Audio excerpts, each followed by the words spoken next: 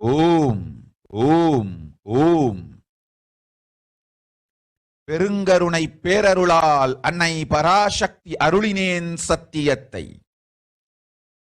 இந்த ஒரு சத்தியத்தை உடனடியாய் புரிந்து கொண்டு உங்களுக்கும் உலகத்துக்கும் நன்மை செய்து கொள்ளுங்கள்.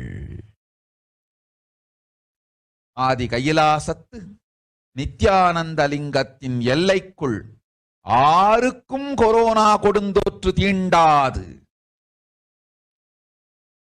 இந்த சத்தியத்தை அனுபவபூர்வமாகவும் அறிவியற்பூர்வமாகவும் முழுமையாக நீங்கள் புரிந்து கொள்வீர்கள். இது நிரூபணமாகும்.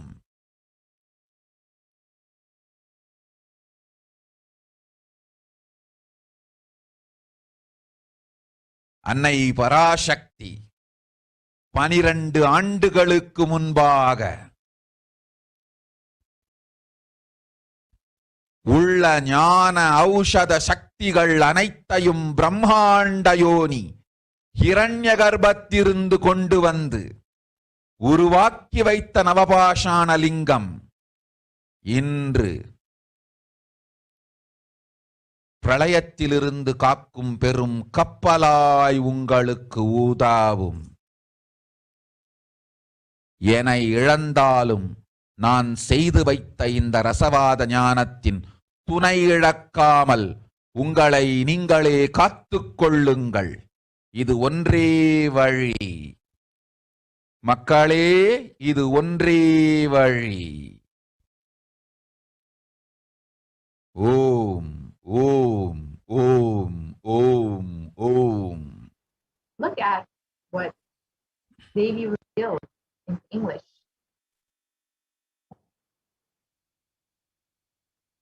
Even if children do mistakes in ignorance by getting stuck in Maya, as it is Parashakti, Paramashakti, Parashakti, Manonmani, my responsibility to save the cosmos from destruction.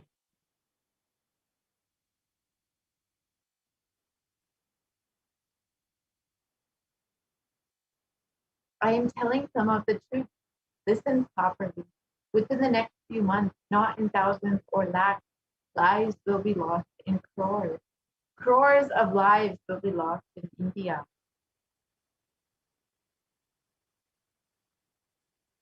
I'm telling you the truth. I'm telling you the good. Search for protection for your life.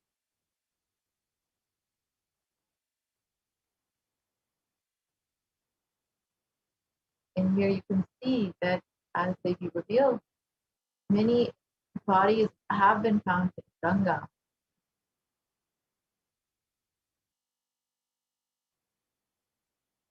And many bodies have been found uncovered and dead. These dead bodies have been eaten by dogs that have gathered and feasted on the remains.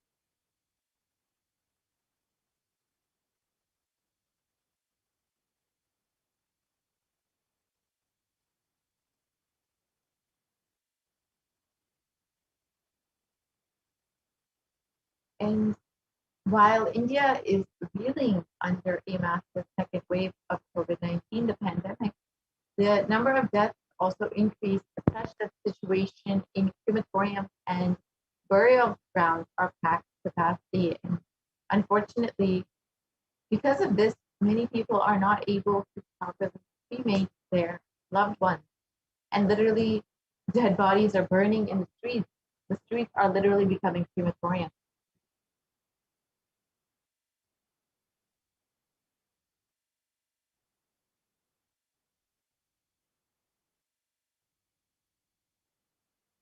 And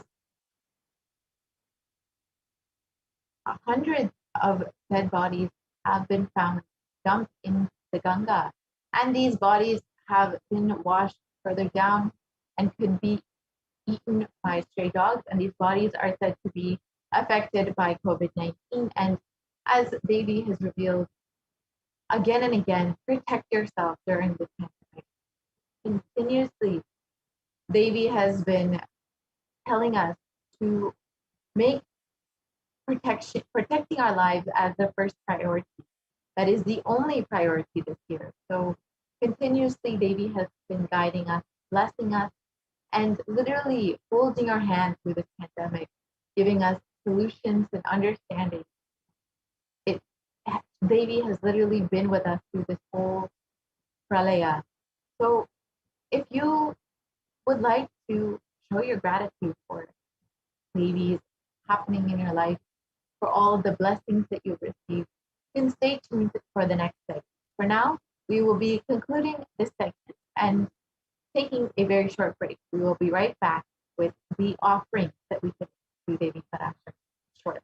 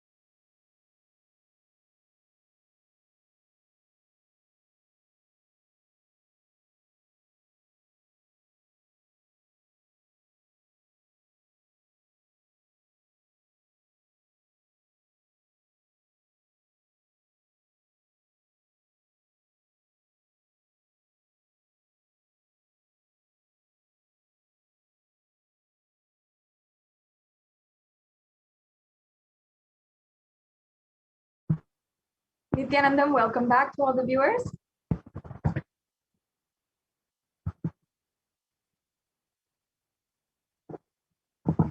Now let us take a few quick moments and we'll begin the offerings to Devi Parashakti. I requested those slides can be projected now. I hope each and every one of you has been enjoying today's program and you have been understanding the various different powerful cognitions of Devi Parashakti, and you have been understanding, finding out more and more about who is Devi Parashakti and what her revelations have been for the last 4 months, as Devi Parashakti has been literally guiding us, blessing each and every one of us, handholding us, taking care and attending each and every one of us, and giving us so many boons, granting whatever we want, and revealing our past, present, and future, and so much more. So now let us enter into the next segment we have today, which is the offerings to Devi Parashakti. The offerings are all about gratitude in our life. And this might be a completely new concept for each and every one of you, or for some of you who might not know, but who always wanted to express this one quality that goes beyond all emotions, gratitude. And an offering is only out of pure love and gratitude. And often we misunderstand, misconstrue what is gratitude and what is pure love, what is compassion. We actually cannot cognize these divine emotions and these divine sentiments just with our pure logic. It goes beyond logic, and it goes into a mere factor of surrender towards existence and the universe as a whole, surrendering, being in oneness and experiencing that divine sacred space. Actually, there's a beautiful story which the Supreme Pontiff of Hinduism had narrated in the book called Guaranteed Solutions on the chapter from discontentment to gratitude. And the story goes that all of the scientists of the world and God were researching about how to do different research and development, and they saw that whatever God had made, whether it is a machine or whether it is plants and animals, whatever it is, the scientists were able to reproduce that just from their own knowledge. And they were trying to argue and throw a challenge at God that they could reproduce anything that God can produce. And so, in order to reciprocate this, God simply out of his own dust made man. And the scientists began to do the same. They started to collect all the dust that was at the feet of God. But then he said, wait, no, use your dust, not my dust. As you can see, often we forget that existence is the one who is taking care of everything for us. And gratitude is our natural disposition. It's our natural tendency. But we move away from that over the course of so much of pain, grievances over our lifetime. And we don't feel gratitude for even the basic things, even our very life. And these offerings are an expression of pure gratitude and manifesting, cherishing gratitude within inside of us. Because in Sanatana Hindu Dharma, we recognize that gratitude is the utmost emotion that you can feel, and that should be cherished more so than any other emotion, more so than love itself. That is why we have this beautiful science of ritualistic sevas and of worship. And in Sanatana Hindu Dharma, the rituals have significance. We always acknowledge first in all offerings that cosmic energy exists. That is the first declaration that we make upon making an offering. And then we recognize the Nithyanandeshwara, Nithyanandeshwari, Devi Paramashiva and Parashakti, and the Guru, the supreme concept of Hinduism, are representations of that very cosmic energy. And then we recognize that whatever we offer during these rituals to the representations reaches that cosmic energy directly. And finally, the most important, whenever we pray, we always declare Soham Asmi, that even when we pray, we are God. Such a beautiful sacred sentiment that in fact the Supreme Pontiff of Hinduism himself mandated that and guided that before we are doing any puja or any ritual, these declarations are made in any ritual that is done from the Nithyananda Paramashiva Devalaya. And having made this declaration is an important aspect of why we are making offerings, ultimately to experience oneness with the divine and express the highest of bodily emotions, which is gratitude. So if you are watching this right now, understand that there's no coincidence, and you can take part of this grand Leela of the Avatar through these offerings and simply offer your gratitude in order to attain the ultimate purpose of enlightenment.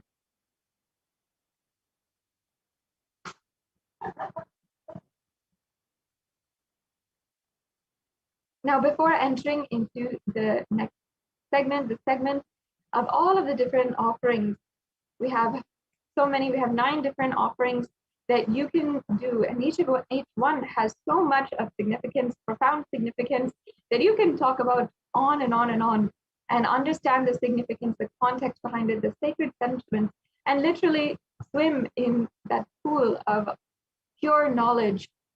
Before we are entering into that segment in today's program, let us now chant the Dhyana Shloka of Devi Manonmani. Indunivabeda karavahni nayanam syat pankajavaravaya japaksha sarayuktam angahimabhushana vichitravasanam syat tungamakutojvala manonmani swarupam. Yes. Now, the English translation, for those of you who might not understand Sanskrit, which is most of us actually.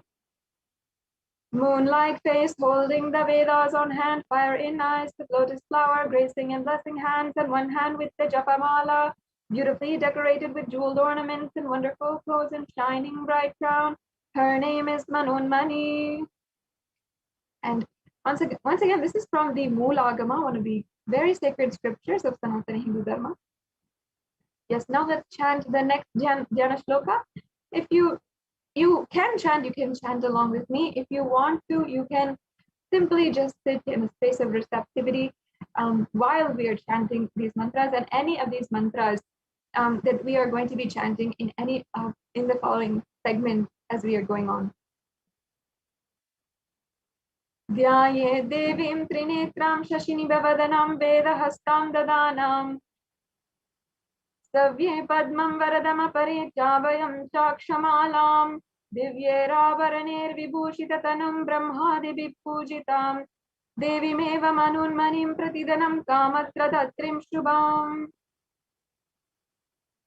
Yes, the next slide. And the English translation now. I meditate on Devi with 3 eyes glowing like the moon and holding the Veda, lotus and gracing and blessing and gracing hand. She is wearing beautiful ornaments and she is worshipped by Brahma and other many gods and showers auspicious boons for all actions every day.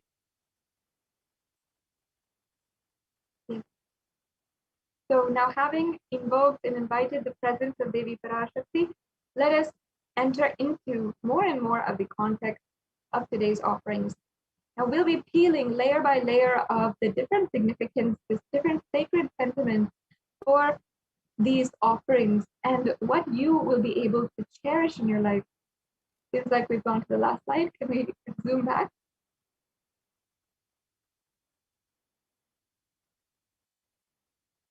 So let us first understand the significance of the element gold. Gold, as we know it in our day and age, among normal human beings in society, as it is normally, has social value and it has economic value. The economic value might be the fact that it is, in fact, a precious metal. It has a lot of money value, currency value, which is associated with it. And it is just worth a lot of money when it comes down to it. And the social value, it always gives value in our relationship. For example, on Mother's Day, on Father's Day, on different birthdays, we always offer gold gifts. And that's because we use it to give social value. And even there's the medal and the golden trophy. All of these are the highest pedestal that we use gold to symbolize. And we use it in gifts, we use it in our relationships. It has, in this way, a social value. Gold has a social value. But often we do not understand the sacred value behind gold, its divine qualities. In fact, if we go to the previous slide, there is a verse from the Atharva Veda. And this verse shows us that the Vedic rishis understood the sacred value of gold, its virtuous powers, and its properties that can literally make you transcend from man to superhuman. And that's why we considered gold as a divine element. We recognize it for its spiritual qualities of transferring enlightenment energy and healing energy. And we also understood that gold should be distributed across everything and everyone. That's why gold is present in all the scriptures, Agamas, Vedas, Shrutis, the Smritis, the Itihasas and Puranas, and also everything was built in gold and exchanged in gold, and even ritual fees were offered in gold bricks. When one was to be saved from life-threatening illnesses, gold was offered as a ritual fee. And gold was in abundance and used for weighing equivalent amounts of commodities, including cows. And kingdoms were built with huge doors of gold. The streets would have huge columns and huge archways made of gold. And horses and cows, elephants, all of the different animals in our society living within our civilization were revered as embodiments of the divine and also dressed and adorned in gold.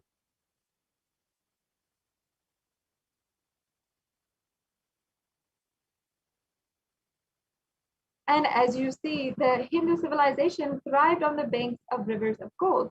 In fact, the Indus River was called the Hiranyamaya, or the river of gold, in the Rig Veda, and the river Saraswati was called the Hiranyavartani in the Atharva Veda. So gold is a supreme element that has spiritual value, not just social or economic value. And temples are constructed and paved in gold. Deities are made in gold and decked and adorned in gold because it preserves the enlightenment energy forever. And literally, it lasts for thousands of years. In fact, even the gold which was offered while Meenakshi Devi, the incarnation of Devi Parashakti, Queen Meenakshi, and the sovereign divine ruler of the Hindu civilization, while she was in the body, still today, those jewels are in her deity form, and they are still used and revered as sacred. So whatever you offer today, these different elements of gold, is basically immortalized forever. And that is the ultimate significance of the verse that we had just understood from the Atharva Veda, that it has eternal and eternal properties and has so much that can last for so long, so much of power that can last so long. Yes. So now we have understood what is the significance behind gold.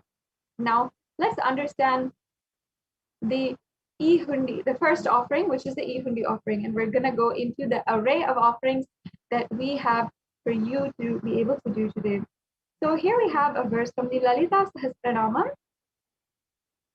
that I'll now be chanting. Bhakti Priya, Bhakti Gamya, Bhakti Vashya Bhayapaha, Shambhavi Sharada Radhya, Sharvani Sharmadayini. The English translation says, Devi is fond of true devotion and is realized through true devotion. She can be won over through true devotion, and she removes all fears. Yes. So this offering is the offering of true devotion. And once again, gratitude in our life. Another beautiful story that Swamiji had told in the book Guaranteed Solutions, from the chapter From Content to Gratitude. He said that one day a husband was going to shop for his wife for different vegetables, and he carefully went and picked out the lady's finger and brought it home. His wife said, no, these are too thick. I cannot do anything with these. This is not for the dish that I want. So then the next day he went back. He then carefully chose all of the vegetables that she would want as per what he thought. And then he went back. But then she again said, no, these are not good at all. These are too long for the dish that I have planned today. And then the husband again went back. Then he asked the shopkeeper, can you please pick out the vegetables that my wife wants? I'm not able to do it for her. And then again, the shopkeeper himself gives the best quality vegetables, and the husband goes back to his wife, and she then says, why have you bought the same vegetables again and again for the last 3 days? We understand that our mind is never contented. Only if we choose that we should be contented in our lives, only then we can be contented. But if we constantly choose discontentment, not being satisfied, then honestly, nobody can help us. Nobody can raise us how we want to be raised. What we can do is be in a state of gratitude and be in a state of devotion in our life. And Devi Parashakti, out of her grace, her compassion, has literally manifested through the supreme font of Hinduism, and is completely every single day giving each and every one of us the revelations of the Sanatana Hindu Dharma, revealing the past, present, and future, granting us boons, healing us, and for herself available. Each and every one of us, especially Hindus and especially Kailashians, should be forever grateful and understanding that Devi Parashakti will simply give without asking for anything in return. If there's any fear in our minds, Devi Parashakti is sure to remove that fear. And it is stated actually that Devi likes to be worshipped in autumn. Here it is not meant the autumn of our lives, but when thoughts turn more and more inward, the role of the divine is known and understood clearly, and the need of Devi Parashakti becomes stronger. And it's at this time that if we worship Devi Parashakti, we can simply be rid of all of our fears and live in a space of gratitude. This is something, an offering that you can make very easily. And at the end of this segment, we'll be going over how you can make the exact payment if you're wondering, and if you have any questions about it. So stay tuned until the end of the segment for any of these offerings. Yes, now let's go on. Now, next we have the Sankalpa chanting. The Sankalpa chanting is another very profound a very profound offering. And the Sankalpa is actually a mantra that is offered before any ritual. And it's in fact an offering in itself. It can be removed from the offerings, from any of the offerings, and offered by itself as a way to manifest what you want into reality. And there's a beautiful verse here from Devi Mahatmyam, chapter 12, verse 34, which I'll now be chanting. Tayetam, sorry, if we can go back. Yeah. Tayetam mohate vishvam shaiva vishvam prasuyate saya chitta cha vijanam tushta rudim prayajati. And the English translation says, the goddess enchants this universe and she herself gives birth. That God is being prayed without interest in anything, gives the knowledge that leads to salvation and gives wealth in the materialistic sense. The Devi Mahatmyam is a glorification. It's literally a chapter upon chapter of the glories of the goddess.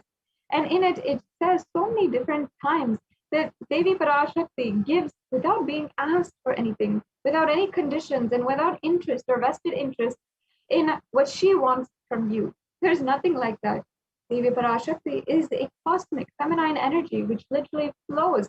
And there can be no question of her asking for anything in return, or her having any conditions for your love or your gratitude. Simply, she is flowing as the entire existence itself. She enchants this entire universe, as this verse says, and she is the one whom you can pray, and simply your wishes, your sankalpa will be granted. And not only this, the science behind prayer is very much known in even scientific research and many researches that have been going on. The science of sacred Sanskrit chants has been researched and developed in several different thought currents in several different fields, especially in trying to understand the quantum physics and trying to understand more and more about our universe and the reality of our universe. Scientists are still yet to grasp it, but Vedic rishis understood that there was a huge significance behind creating space, the creation of space, the chanting of these powerful vibrations, and doing the chanting and making a conscious resolution inside of us.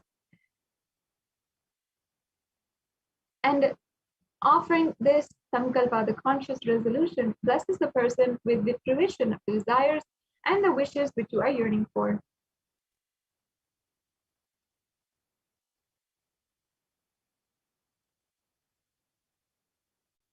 Yes, we can go on now.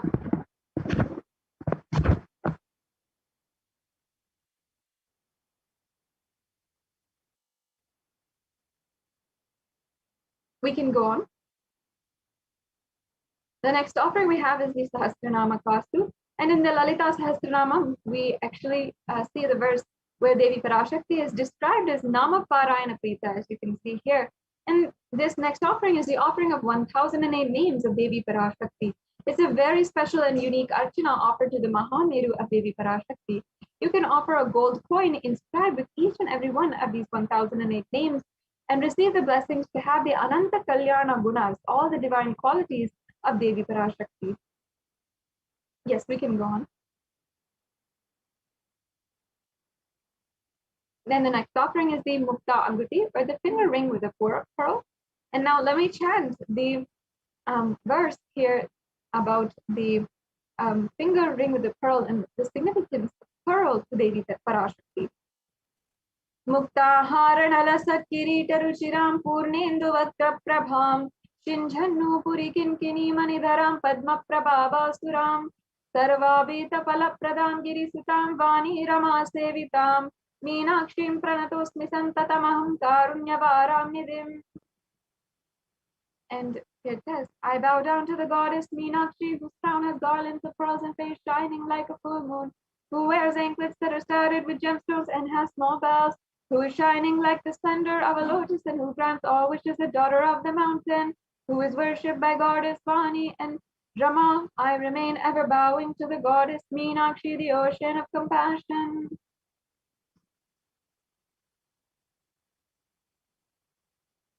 Yes. So you can offer this finger ring with a pearl to the Devi Parashakti, who is the embodiment of compassion, the pearl being the symbol of compassion itself. And by her, you can receive the blessings of her compassion and pure love in all your business endeavors.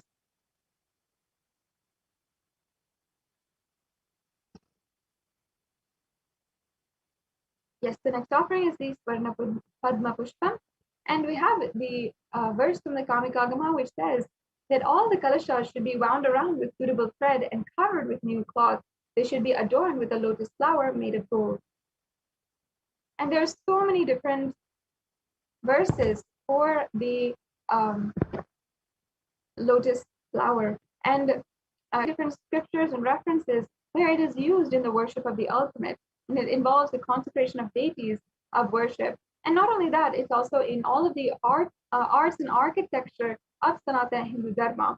Because once again, whatever we considered as divine in Hindu civilization, we applied it in all different aspects. And the lotus, of course, is considered as a divine flower. In fact, the Shakti of Paramashiva is called as a lotus, and the base of the Paramashiva Linga is also considered as a lotus. So you can offer this golden lotus in any size which you wish and be blessed to have the state, space, powers, and being of Devi Parashakti in your inner space amidst any and every adverse situation in your life. The next offering we have is the Swarna Meti. And today the toe ring itself might have a lot of references in popular culture and might be used by modern day fashion models and so on and so forth. But this actual piece of jewelry has reference in the oldest scriptures and actually has, once again, sacred value, not just social value. In fact, here is a verse from the Saundarya Lahari, more than 2,000-year-old scripture of where it speaks on the Devi Parashakti, and it speaks on the power of her very toenails, why we adorn her toenails. And it says, Nakhadiditi samjana namajjana tamo guna padadvaya prabhajala parakrita saruruha. You whose brightness from toenails destroys the darkness of ignorance from the minds of your devotees who prostrate at your feet. You whose brightness from your 2 feet overpowers that of the lotus flower. So once again, the very feet of Devi Parashakti can literally liberate you from so much of grief, suffering, anything that you are suffering from inside of you. And you can offer to the sacred feet of Devi Parashakti and be in the constant state of gratitude for receiving her blessings, even in the most difficult aspects of our lives. The next offering we have is the Swarna Mantika, the golden hairline jewelry. And the offering here is the offering of the hairline jewelry, and is referred where Devi Parashakti is described as Shuddha Sarvi Varshini, or she who makes the nectar flow in all of our nerves from the Sahasrara, she who gives the very pleasant experience of the ultimate. The Mantika actually represents the nectar flowing from Sahasrara Chakra, which is fully open.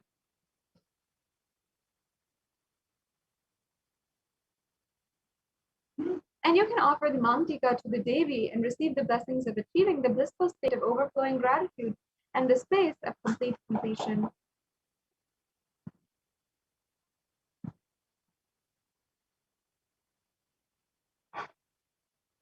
Now we have one of the most significant offerings, the Pratyaksha Pada Puja. And this once again is the offering towards the divine lotus feet of Devi Parashakti, who's manifesting in the supreme font of Hinduism, who is literally Sarvadeva Devi Swarupa, the embodiment of all of the gods and goddesses. So it's such a special offering that you can do today, you can offer. And there are several different very special occasions for offering this Pratyaksha Pada Puja, which I invite each and every one of you to also get to know if you register for the program. And in just a few minutes, we'll be going over how exactly you can do that. The last offering we have today is the Vastra Seva. And the Vastra Seva is the offering of the sacred cloth, the Alankaram, to Devi Parashakti. You can offer the Alankaram to Devi Parashakti and receive all the auspiciousness and blessings of the supreme font of Hinduism.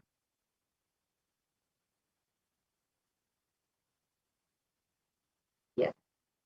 So here we have a summary of all of the different offerings that are available for you to offer today. The Ihundi offering, which you can make for any amount.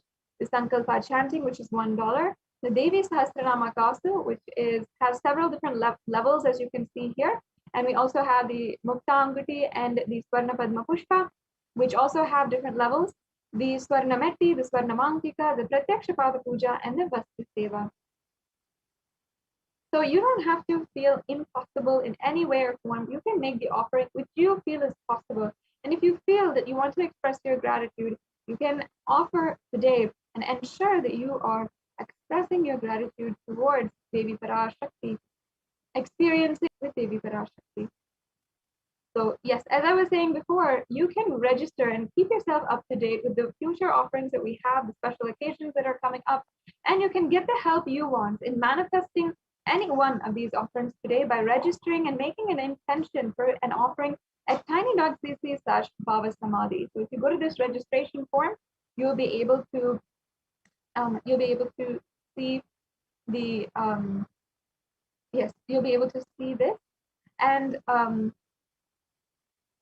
the next stage we have is the online payment. If you're ready to make a payment, if any one of these offerings kindled your seeking inside of you to experience that ultimate space, then you can go to tiny.cc/devi-offering. And after the payment is done, you can go to tiny.cc/sankalpa2021 and make sure that you are filling out this form after the payment is done, as it is a mandatory step in order for the puja to take place properly and your name be chanted during the puja. So yes, as you can see, this is the direct link to the tiny URL, tiny.cc/devi-offering. If you go to that link, you'll go to this page, and you can see you can just select in the drop-down menu which offering you want to do, and then you can go to add to cart.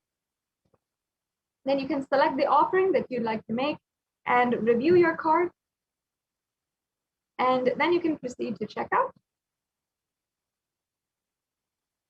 And once you've proceeded to checkout, then you can fill out your billing details and your payment details. You'll see the kind of payment types that are accepted through this payment gateway.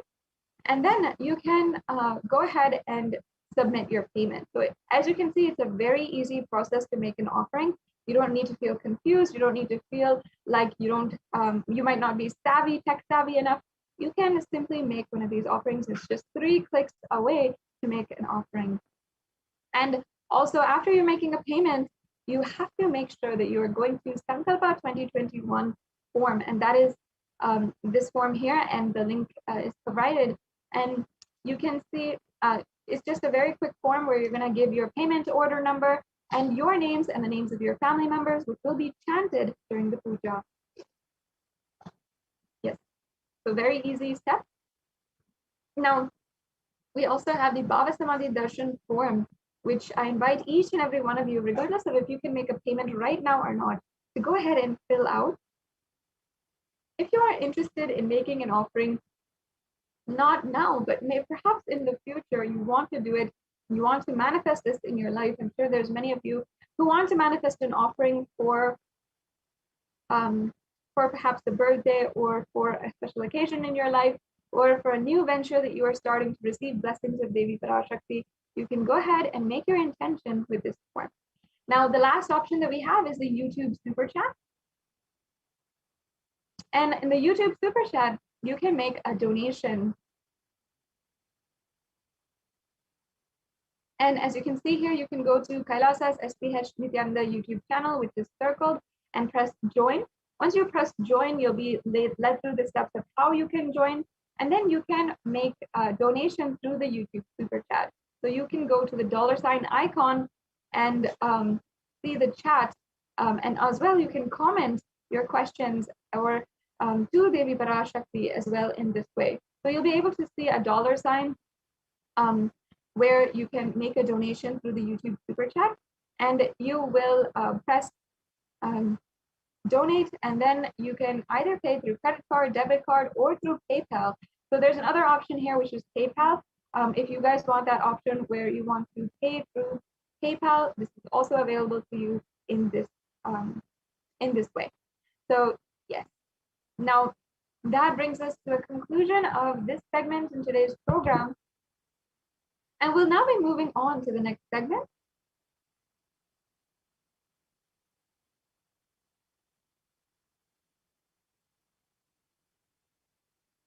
Yes, and each and every one of you, I hope that you have been enjoying and you enjoyed this previous segment on the various different offerings that you can make to Devi Parashakti. Next, we'll be continuing the next segment in today's program, where the representatives from Adi Kailasa Sarvagya Peetham will be guiding us on how exactly the Supreme Being and literally saving the lives of so many people across India, as the third wave of the pandemic is still literally plaguing the entire society. And through this quarantine, multi-layer quarantine opportunity, the Supreme Pontiff of Hinduism has brought a practical solution for health, joy, and bliss, and this solution has also been recognized by the United Nations and has been published by the Human Rights Commission of the United Nations as well.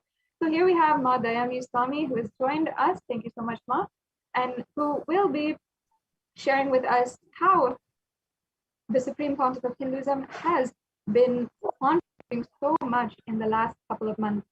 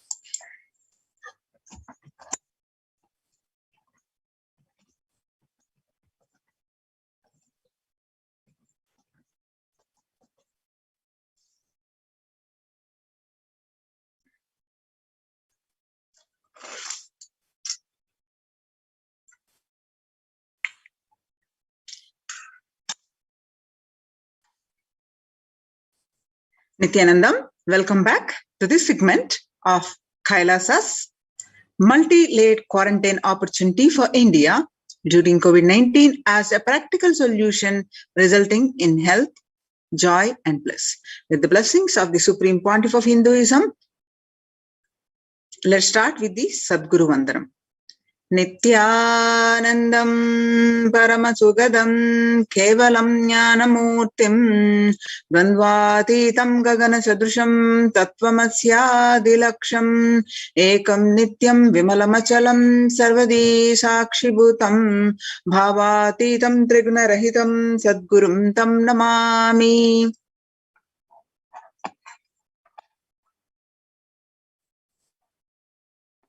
Yes. On the 31st May 2021, Devi Parashakti revealed a very important message, how the pandemic is going to do the krimi bhojanam, that means the eaten by the worms. So let's understand what Devi is saying. It is in Tamil, and we are going to present the transcript of this. Let's listen in her Devi's own words. நீ சொல்லும் நபர்கள் போடும் சண்டை சச்சரவெல்லாம் எரியும் பெருநெருப்பில் இருக்கும் 2 எலிகள் போடும் சண்டை போன்றது. யார் சரி யார் தவறென்பது இப்பொழுது முக்கியம் அல்ல. உயிர் காத்துக் கொள்ளுங்கள், எல்லோரும் நன்றாய் புரிந்து கொள்ளுங்கள். நன்மையைச் சொல்லுகின்றேன், உண்மையைச் சொல்லுகின்றேன். இந்திய நாட்டில் இருக்கும் மக்கள் எல்லோரும் கேளுங்கள். கருட புராணத்தில் வியாசன் சொன்ன கிருமி போஜனம் என்னும் நரகம் திறந்து நேரடியாய் இந்தியா மீது இடிபோல் விழுகின்றது. ஆதி கைலாசத்திற்கு ஓடிச் சென்று வருமுன் காத்துக் கொள்வது மட்டுமே ஒரே வழி. கொரோனா பெருந்தொற்று கொள்ளை நோய் கிருமி போஜனம் எனும் நரகத்தை பூமிக்கு கொண்டு வந்து விட்டது. அகோர தாண்டவத்தின் ஆட்டம் யாராலும் அடக்க முடியாத அளவிற்கு ஆரம்பித்து விட்டது. புதிதாய் உருக்கொண்டிருக்கும் இந்த நுண்ணுயிரி மைல்கள் கடந்தும் காற்றினில் உயிரோடு இருந்து மற்ற உயிர்களையும் அழித்து உடல்களை தின்னும் பெரும் வலிவு கொண்ட பேரசுரர்களாய் வலம் வரத் துவங்கி விடுகின்றது. நன்றாய் புரிந்து கொள்ளுங்கள். வருமுன் காத்துக் கொள்ளுங்கள், அது ஒன்றே வழி. அதற்காகவே ஆதி கைலாசத்தை திறந்து வைத்திருக்கின்றேன். உயிர் காத்துக் கொள்ள வேண்டி விரும்பும் எல்லோரும் ஓடுங்கள் ஆதி கைலாசத்திற்கு. இந்தியாவில்தான் இந்த நரகம் திறந்து உலகெங்கும் பரவப் போகின்றது. கிருமி போஜன நரகம் பூமிக்கு வந்துவிட்டது. மனிதர்கள் செய்த மகா கொடுமைகளினால். அன்னை முன்னின்று என் அடியவரை காப்பேன் சொல்வதை கேட்டு உயிர் காத்துக் கொள்ள விரும்புவோர் வருமுன் காப்பது ஒன்றே வழி என்று தெரிந்து செல்லுங்கள் ஆதி கையிலைக்கு. ஓம் ஓம் ஓம். நீ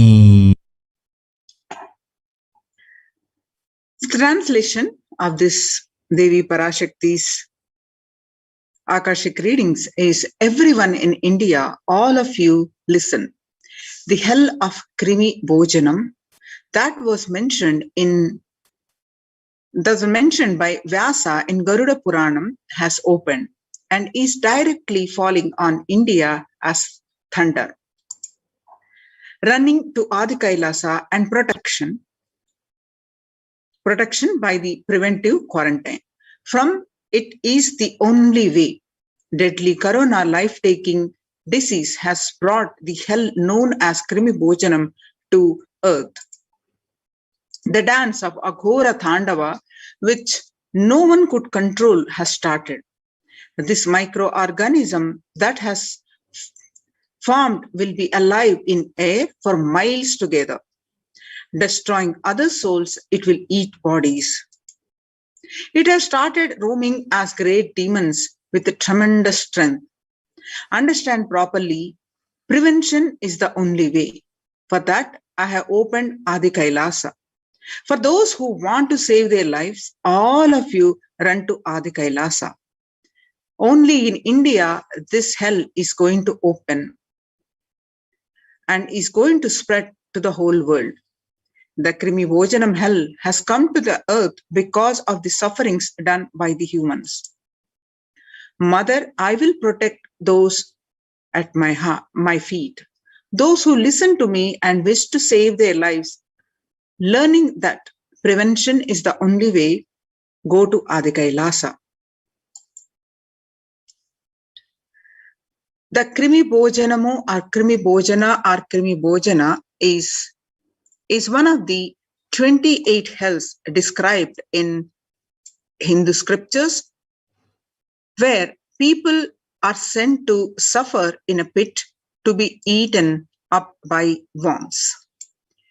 The scriptural references for this is in Garuda Puranam, Cosmology of Hell and the Nether Regions, in Devi Bhagavata Purana, chapter 21 on the narrative of hells, chapter 2 of the sins leading to hells, and the Shiva Purana, chapter 16, Uplift from the Hell, section 5, and the Skanda Purana, that is chapter 12, Redemption from Hells, chapter 2, Merit of Visiting Setu, chapter 30 is the Glory of the Nishkoti.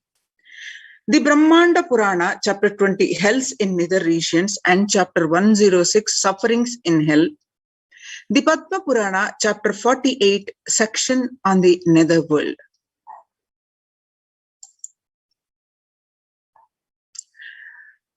The various statistics of across the world. According to the statistics, the total deaths reached to over 3 million and the total confirmed cases about 140 million.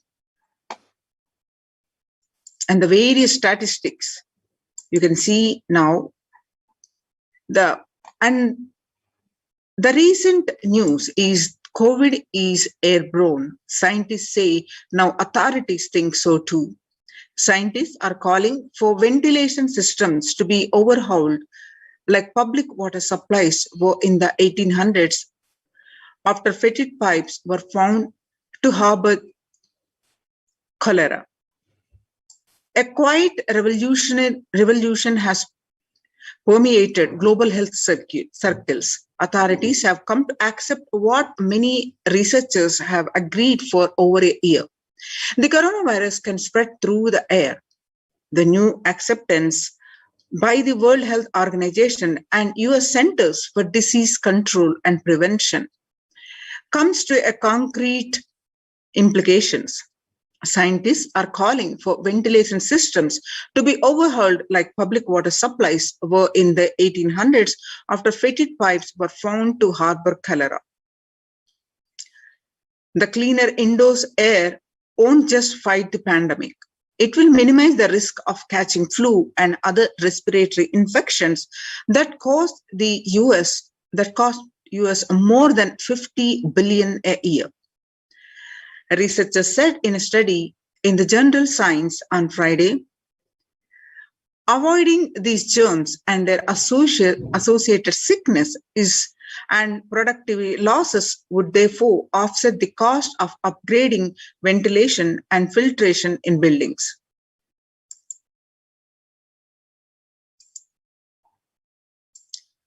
And the SARS-CoV-2 virus can travel on very small particles that disperse quickly outdoors, but can build up inside. Indoors, these particles can affect people who stay more than 6 feet away. And the hodgepodge of masks Americans have adopted may provide some COVID protection, but they do not render an unsafe situation safe. Though scientists have been discussing airborne transmission for months, it was only last week that the World Health Organization and the CDC made this official. With the vaccine rollout still in its early days across the world, those officials should follow up this belated admission with guidance that unvaccinated people can use to minimize their risk. According to the Mint, the airborne COVID threat is confirmed. What can we do about it? The Hindu explains, is airborne transmission of COVID-19 a risk? In a letter, what have scientists told the World Health Organization? How does the disease pass from one person to another? The story so far is on Monday, July 6th, 239 scientists from 32 countries put their signatures on an open letter that said COVID-19 is also transmitted via aerosols. Titled, "It is time to address airborne transmission of COVID-19." An address to the World Health Organization, WHO, they said there was enough evidence to show that viruses are released during exhalation, talking, and coughing as micro droplets small enough to remain aloft and pose a risk of exposure at distances beyond 1 to 2 meters from someone who is infected over 3 to 6 feet. Recommended for physical distancing between people to avoid transmission. You can see more and more statistics, the confirmed cases, active cases. You can see across the India states statistics.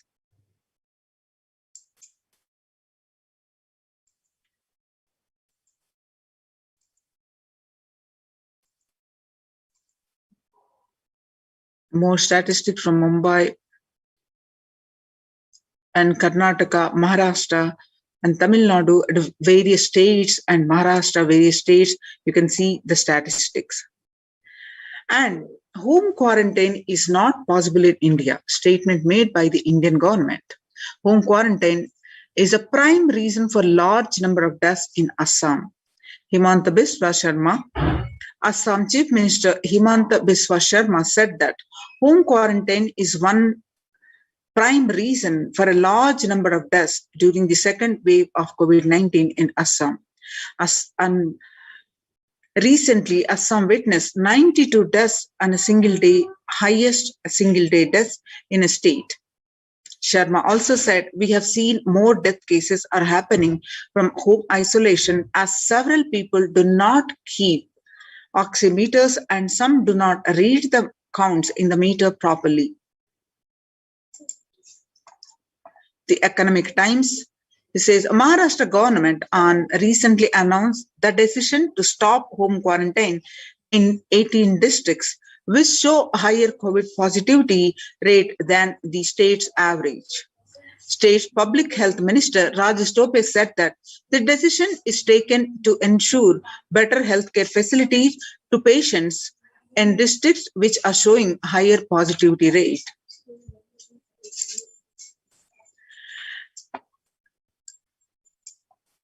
About 41% of the houses have just a single room, which is shared by 5 people.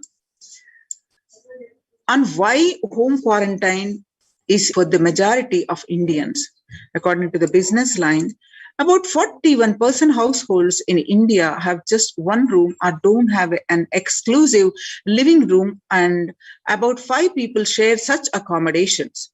About 32% of households have 2 rooms, and adding to the O's is the fact that only 47% of households have access to water within the premises, and 42% don't have bathing facility within the premises.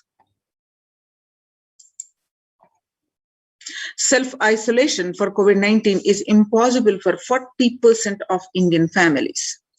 In order to utilize India's healthcare infrastructure optimally to manage the expanding fallout of coronavirus, the central government on 27th April signaled a change in approach.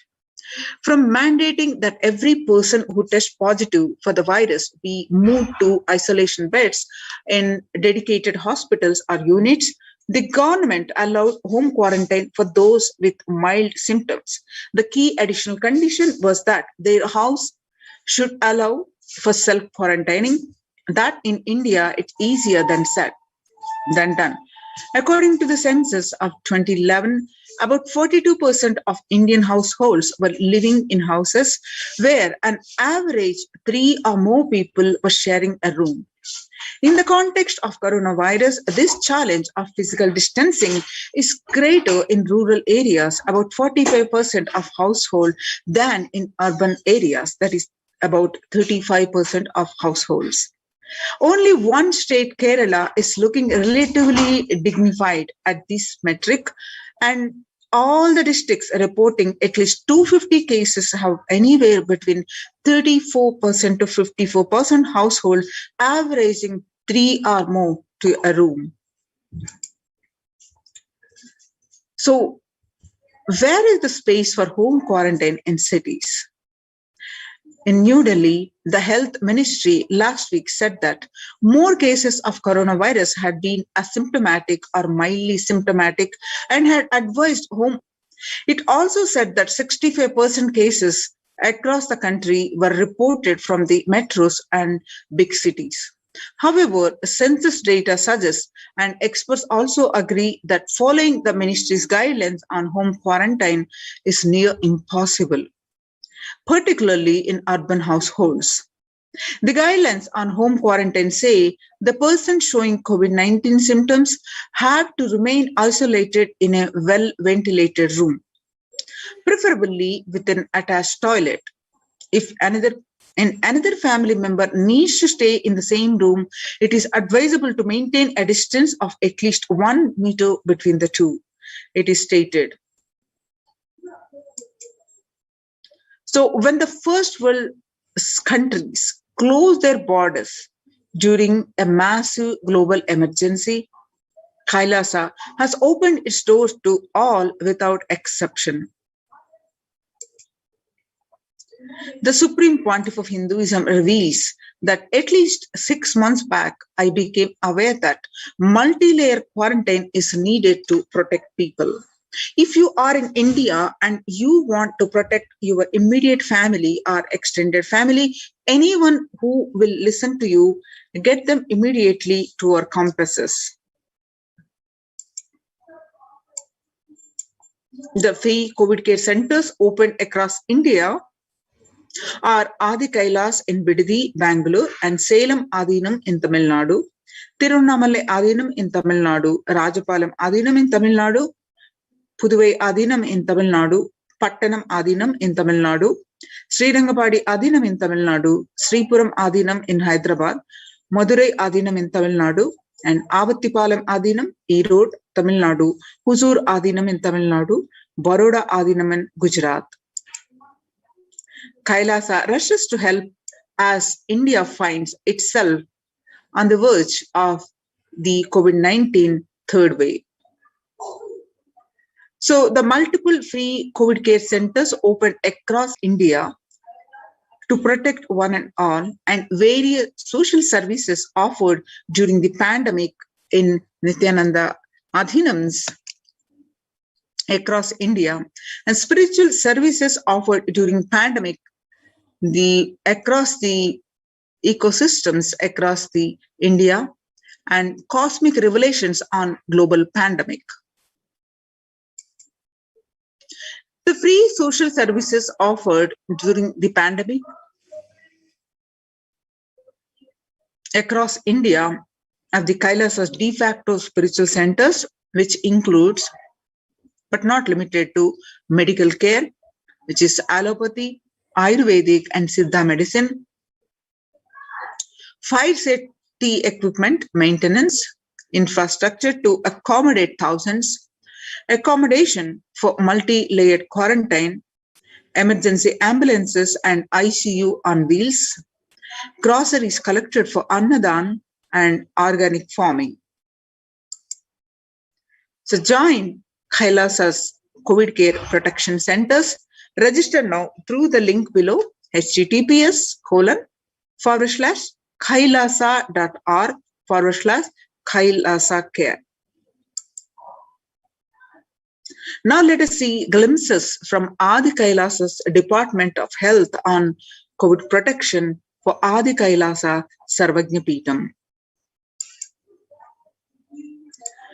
The immunity boosters and COVID care supplements procurement. Allopathic immune boosters are Zincona, vitamin D, and vitamin C. Through Ayurvedic medicine, immunity boosters are being provided to protect all the residents of Adi Kailasa. The the immunity boosters and COVID care, the steaming once a day with tulsi, eucalyptus and nochi and turmeric leaves from the healing trees here in the Adi Kailasa. Twice a week, consumption of Kabasura Kundanir, a mixture of pepper, ginger and clove and other ingredients, extensively aimed for boosting the lungs, improving the respiratory system and treating infection conditions such as cough, cold and fever.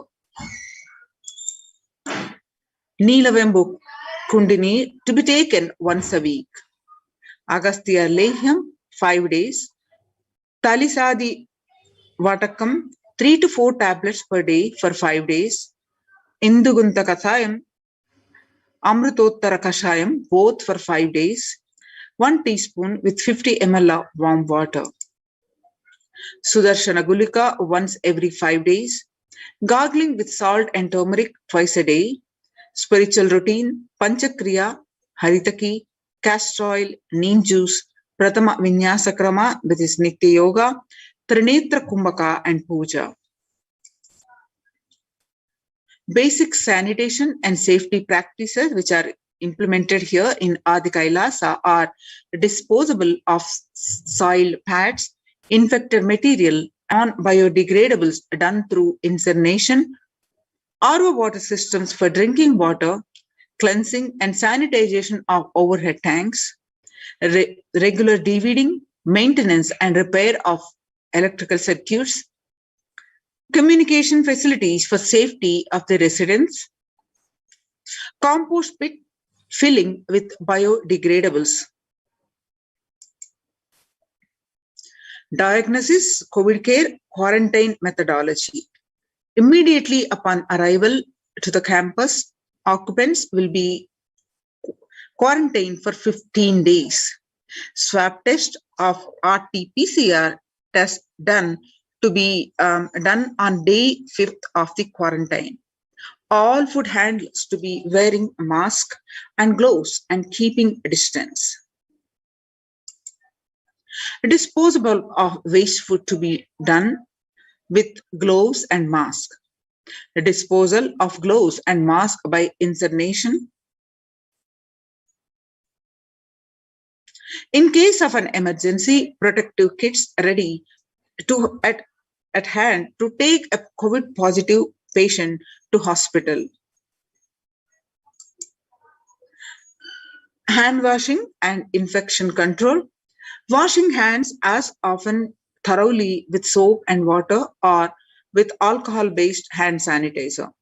Avoid sharing any items, that is, example, dishes, drinking glasses, cups, eating utensils, towels, bedding, or other items with other residents in the Adhinam. And mask protection. Wear a mask at all times when and if exposed to vendors or outside people. Double-layer cotton mask should be changed every day after 24 hours and can be reused after washing with a detergent and sun-dried. If it gets wet by saliva, secretions, or sweat, change it and wear a dry mask. The wet mask can be stored in a sealed plastic cover and washed with the detergent and reused later. You can see the picture here. The face shield. A face shield will be provided as an extra protective wear for people at the gate interacting with the vendors and outsiders. Use of hand sanitizer, hand washing, regular steaming, of taking of preventive kashayams, that means the herbal drinks, turmeric, salt water gargling, and bathing with washing of clothes with history of any exposure. If symptoms appear, cough, fever, difficulty in breathing, he or she immediately inform the medical person in charge immediately. The quarantine rules includes the first line of quarantine, people in the first circle who are in contact with the vendors, the area of stay confined to the outermost area where the communication with the outside is happening with the vendor side. Stay in a well-ventilated single room, preferably with an attached separate toilet. A person should not come into contact with the inmates of Adhinam, especially elderly people, pregnant women, children, and persons with no comorbidities, that is hypertension, diabetics, heart problems, asthma, etc. Restrict his or her movement within the area or room, first line of quarantine.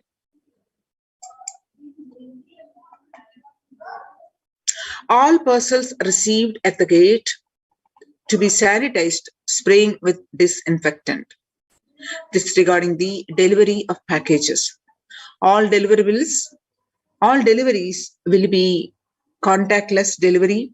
Wearing of face coverings and hand gloves are mandatory if contactless delivery is not an option, or request the delivery to be left in a protected and isolated place.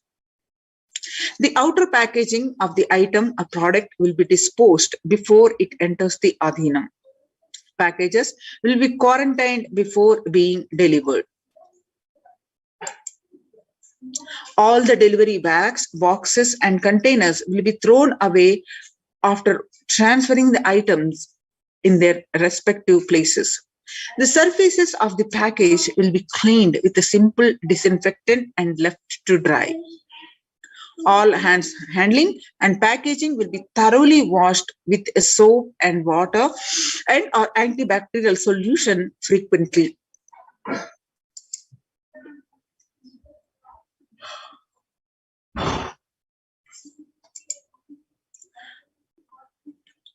All mail and packaged products, non-perishable, will be left outside for 24 hours before using them.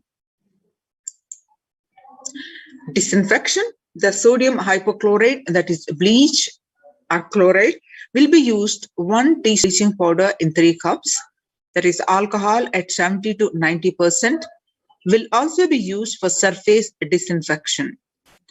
Clothes will be washed separately with detergent and dried. Sharing of items is strictly prohibited. This prevents the spread of the virus. Fever continues for more than 5 days. The warning signs includes fever returns in the second week after having been febrile for a day or 2. Fever more than 101 Fahrenheit after day 4. Resting heart rate over 110 when there is no activity happening. Breathlessness, tightness in the chest. Oxygen saturation, which is less than 94% on pulse oximeter, and the 6-minute walk test record the saturation rate before and after walking briskly for 6 minutes. If the saturation falls by more than 3%, it is not favorable, and less than 94% is not good too. Relentless cough, that is continuous coughing. You can see the in-campus ambulance. You can see the ambulance on wheels. Prevention is the best medicine. People who come in as newly will be given a separate room with toilet facility. Under no circumstances will they exit the room. Their designated quarantine person picks up the food after the person who serves the food is at a safe distance of 6 feet. The food will be placed outside the door. Monitoring the quarantine. Monitor the temperature, pulse rate, and oxygen saturation levels once a day and more often if the person is symptomatic. Please speak with the medical team. Take paracetamol if temperature is more than 99% and ensure good hydration and having a nutritious diet. Steam inhalation twice daily. Salt and turmeric hot water gargling twice daily. Ayurvedic and Siddha medications, doctor will be contacted if there is worsening of symptoms for specific management, which would be further consultation, investigations, and treatment. Residents will be asked to continue taking medications if they are on blood pressure, sugar, or heart elements, etc. Doctors will be consulted if comorbid conditions pose a higher risk. Residents on medication will be asked to bridge 2 months of supply till the Adhinam is able to organize the medications for them. Residents will be asked to take a long deep breath, pranayama, lie in the prone position on the tummy as much as possible so that the lungs expand well. If there are no symptom, the person will come out if quarantine after a total of 15 days. The test will not be repeated if clinically well. If there is a symptoms, a person will need to be requested and need medical opinion and necessary investigations and treatment. Common symptoms which will looked out for: fever, sore throat, fatigue or excess tiredness, cough, the mostly dry or wet cough in some, body aches, headaches, loose stools, vomiting, loss of sense of smell, loss of sense of taste, exhaustion, giddiness, and fainting. Previous mentioned symptoms will be provided with immediate evaluation and hospital care. Early detection of these warning signs and identifying the timeline is very crucial for better outcome. This will be monitored very closely and is the most important thing that needs to be done. Identifying day one of symptoms is very crucial in the management with respect to monitoring the treatment protocols. Day one would be when the very first symptoms started. Investigate for further possible source of contact, and all the people who have come in close contact, that is 3 to 6 feet range, with the primary case in the last 3 days need to be isolated separately and monitored for symptoms as well. Infectivity starts 0 to 3 days before the onset of the symptoms, and the infected person shed the virus till 9 days. Any of the above symptoms in various combinations signal the possibility of COVID-19, even though the symptoms can happen with any viral infection. In a pandemic, it is to be considered as the possible diagnosis until proven otherwise. Rare presentations are known: rash on body, bluish discoloration of the fingers and toes, sudden onset of breathlessness, heart attack, strokes, paralysis of the limbs. Any suspect case should be immediately isolated. The RT-PCR test is to be asked for an asymptomatic people. The contacts will monitor for symptoms and will get tested if any symptoms show up, else to wait for 5 days. If they continue to be asymptomatic, they can check their status thereafter. A negative report ensures they can move into the community. Only an assigned member will be tasked with taking care of the quarantine person. Use disposable gloves when cleaning the surfaces or handling any soil linen of individual. Washing of hands after removing the gloves. No visitor to be allowed in the vicinity of the quarantine person. In case of person being quarantined becomes asymptomatic, all the close contacts taking care will be quarantined for 15 days and followed up for an additional 15 days or till the report of such a case turns out negative on lab testing. And disinfected frequently touched surfaces in the quarantine person's room, that is bed, frames, tables, etc., daily with bleach solution. Clean and disinfect toilet surfaces daily with regular household bleach solution, the phenolic disinfectants. Clean the clothes and other linen used by the person separately using common household disinfectant and dry. The Adinavasis coming into the Adinam must take the following medical tests. Results to be sent to Dr. Masantan Lakshmi, and the email address is projected. Results will be reviewed by SJP, the Adi Kailasa Sarvajna Peeta, female campus, Dr. Atma Niranjanama and Dr. Santan Lakshmi and Chandra Vidya RN. The medical test, including the blood test of wide range with complete blood count with peripheral smear, blood group type, fasting and post-prandial blood sugar, renal function test, blood area and serum creatinine, VDRL, HbASG,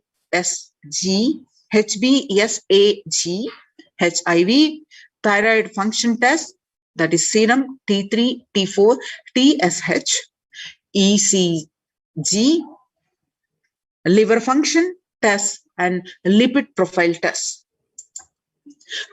Please get your RT-PCR test for COVID-19 taken 2 days before coming into the Adinam and send it to the previous mentioned email address to get clearance.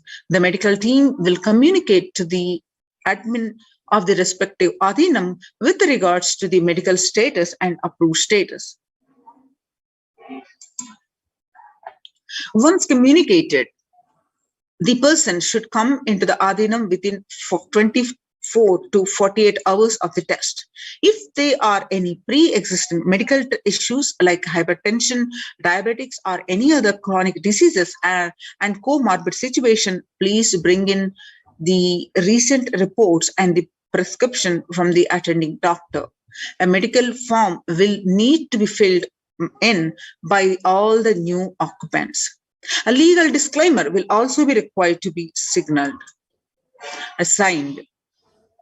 All the people in quarantine will be monitored for temperature rise, oxygen status, and other symptoms during the period of quarantine. Anyone with symptoms should be reported immediately. The designated quarantine person will be responsible to monitor the pulse oximeter and temperature daily. The equipment should be sanitized after every use, and knowledge for the same will be given to the medical team. The report of these recordings will be reviewed by the medical team daily. During the quarantine period, certain Ayurvedic and Siddha preparations, streaming, saline, and a turmeric water gargle and other immune boosters will be given by the caregivers, which has to be followed strictly. After 15 days, they can be out of the quarantine, and please follow the basic guidelines of living in the Adinam, some of which are listed below. Smoking, drinking, drugs, substance abuse is strictly, consumption of non-vegetarian food is strictly prohibited, illicit sex is strictly prohibited. Please follow the basic etiquette like traditional Indian clothing, personal and environmental cleanliness and hygiene. The following measures below will help prevent in this spread of infections in the Adinam, such as colds, flu, and stomach bugs, and protect the Adinavasis. Make sure the workplace are clean and hygienic surfaces, that is desk, tables, and objects, that is telephones, keyboards, need to be wiped out with disinfectant regularly to prevent. Promote regular thorough hand washing by Adinavasis. Please keep sanitizing hand rub dispensers in prominent places around the workplace. Make sure the dispensers are regularly refilled. Display posters promoting hand washing skills, the virus on your hands, and prevent the spread of the infection. Promote good respiratory hygiene in the workplace and display posters promoting respiratory hygiene, and good respiratory hygiene prevent the spread of the infection. Anyone with a mild cough or a low-grade fever, which is 37.3 Celsius or more, need to be monitored by health personnel with isolation even if symptoms are mild. They should wear ordinary surgical face masks rather than N95 face masks in their quarantine room. Medications such as paracetamol, acetaminophen, ibuprofen, or aspirin may mask symptoms of infection. Ensure the pre-order sufficient supplies and materials, including masks, tissues, and hand sanitizer for all people. Travel precautions. The travel outside of the Adhinam must be discussed with the medical department. No one is leave the premises without approval. Plan of actions. When someone is infected with COVID-19, the plan should cover putting the ill person in an area where they are isolated from others. Local health authorities will be notified. A medical team have a working relationship with a good hospital for any medical emergency. Please note down emergency contact numbers of the hospitals where you may have to shift people to. All the medical team members and the admins will have it with them for immediate in reference. Join the Kailasas COVID Care Protection Centers and register now through the link below, https://kailasa.org/Kailasa Care.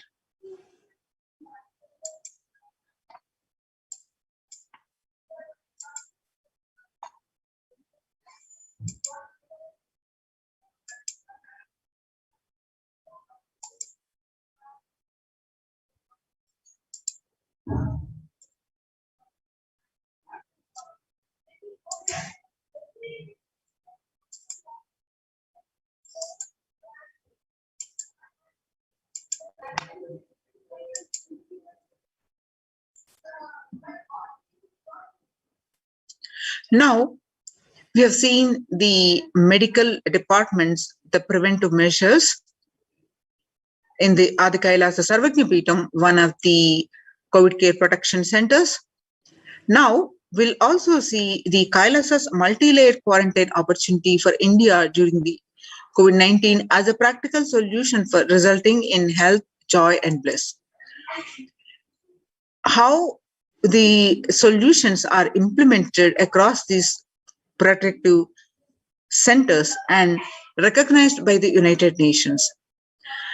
COVID-19, India reports the 41,195 new cases with 490 deaths in a just single day. The Akashic readings from Devi Parashakti reveal it causing the mental distress. And State of the World reports confirming the same. Not only people dying in crores and mental retardedness, you will also see minds getting collapsed. Freedom from all this is suffering is the life of living enlightenment. First, prevent yourself from this deadly corona. Oh people, do the job of saving your life as first priority.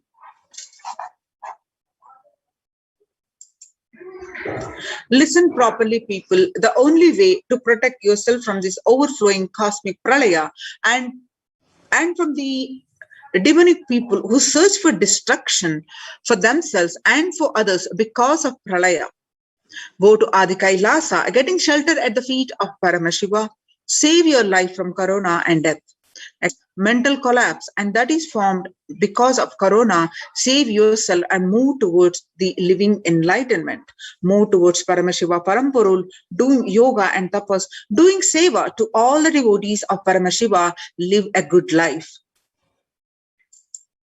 Just for that, I have opened the doors of Adi Kailasa for all those in the universe, not only human beings, as even Siddhas, Jnanis, and Yogis have come and are doing penance in Adi Kailasa. For everyone who come, goodness, prosperity, jnanam and yogam will overflow. Do not have fear, bliss is there. Do not have worry, I will protect with goodness. Happiness is there, enlightenment is there. Do not have fear, bliss is there. I am solving sufferings. I am the Samaya Purattu Kannatal who comes and helps at the right time. And the mental distress is caused because of the pandemic. The unemployment rate predicted to reach 10%, and the unemployment, according to the Treasury figures, the best but estimate show the rate would have been higher without the Job Keepers program. And the next reason is, along with the unemployment, the rising food world prices causing concerns among the people.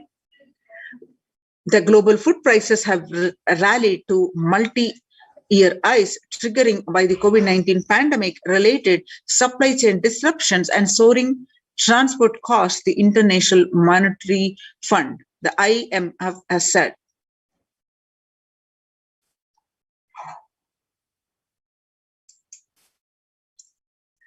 The revelations on the Devi Parashakti on 5th June 2021 about the concerns of the mental health across the world, and media articles also confirming the same on following the Devi revelations. Media articles according to the Global News on 6th June 2021, psychiatric symptoms like depression, anxiety exhibited by the COVID-19 patients. According to a new study, neurological symptoms like depression and anxiety are also showing to be common in those who have contracted COVID-19. BMC Psychology, Impact of COVID-19 on the Mental Health of US College Students. Results indicate that students closer to graduating faced increases in anxiety, about 60.8%, feeling of loneliness, about 51.1%, and depression, about 59.8%, and many reported worries for the health of loved ones. The most impacted their mental health stated about 20.0%, and they need to take care of the family most affected and future plans, about 31.8%. Almost one half of the students took to exercising and other remedies. The rates of anxiety and depression among the college students continue to soar, the researchers say. Researchers at the Dartmouth College, who have tracked the moods and the behaviors are about 200 college students for 4 years, say stress levels are at their highest. When they entered the school as a freshman in 2017, in the hopes of understanding how they behave, they have seen students' stress levels rise and fall, usually in tandem with the midterm and final exams. But since the onset of the coronavirus pandemic, rates of depression and anxiety have soared and have showed no signs of coming down, said the Andrew Campbell, a researcher and computer science professor. Coronavirus is a psychological trauma and PTSD event. Much has been said about the mental health crisis that is occurring related to the coronavirus pandemic. Much of this information has focused on the all-consuming anxiety, panic, and fear that many are experiencing. While this is important and needs to be at the forefront of discussions, something that has not been discussed is the psychologically traumatic nature of what our nation and our world is experiencing. The increased prevalence of post-traumatic stress disorder is expected to emerge as a primary factor driving the growth of the global post-traumatic stress disorder therapeutics market over the period of assessment. The global stress disorder, the post-traumatic stress disorder, PTSD, therapeutics market, what it was and what it going to be in 2027, there is a rise in 11.91%. According to the CNN by the United Nations, there is a high prevalence of mental distress in countries across the globe due to the coronavirus pandemic. According to the United Nations and the World Health Organization, the impact of the pandemic on the people's mental health is already extremely concerning. World Health Organization Director General Tedros Adhanom said in a news release recently.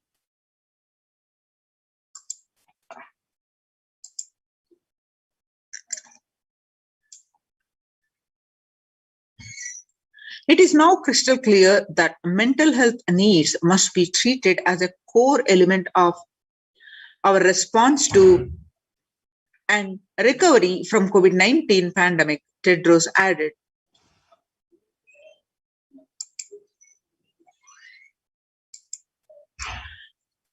And the solutions are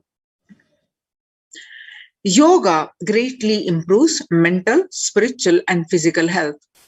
People who practice yoga experience less anxiety, less depression, and fewer symptoms of post-traumatic stress disorder. Yoga also improves well-being, including the increased gratitude, relatedness, and acceptance and centeredness, empowerment and self-esteem, compassion, self-awareness, and hope.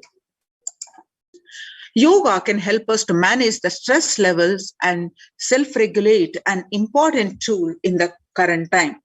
We are all equipped with the innate coping strategies for responding to stress, but sometimes our stress response can become out of balance.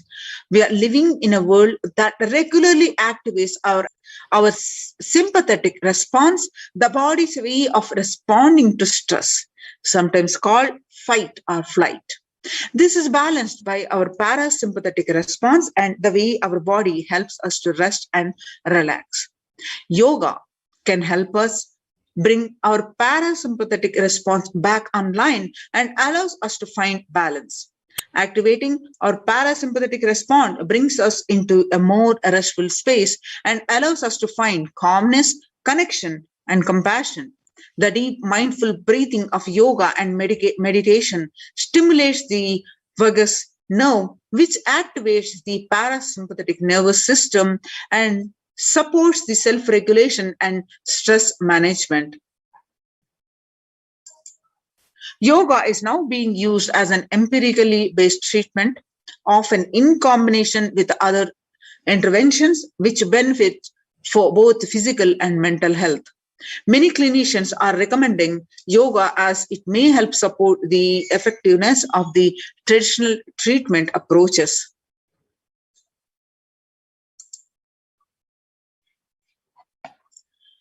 According to the Psychology Today, when we actively choose a tool of self-care, we better equip ourselves to survive and seek resilience in difficult circumstances. While this is but one tool, yoga offers the potential for connection and well-being, even in these challenging times.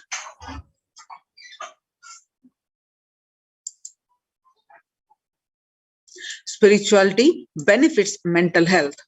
Researchers shows that individuals have better mental health if they belong to a particular community or have religious beliefs. Spirituality can help people in many ways. First and foremost, spirituality or religion can help people find meaning in their lives, which is instrumental in improving one's mental health.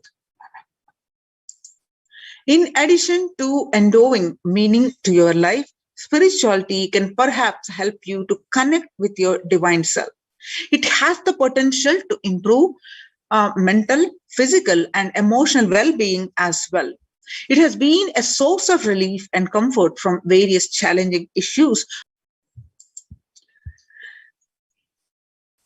The Supreme Pontiff of Hinduism, Jagadguru Mahasannidhanam, His Divine Holiness Bhagwan Nithyananda Paramashivam, revelations on the 22nd May 2021 that Paramashiva is very clear.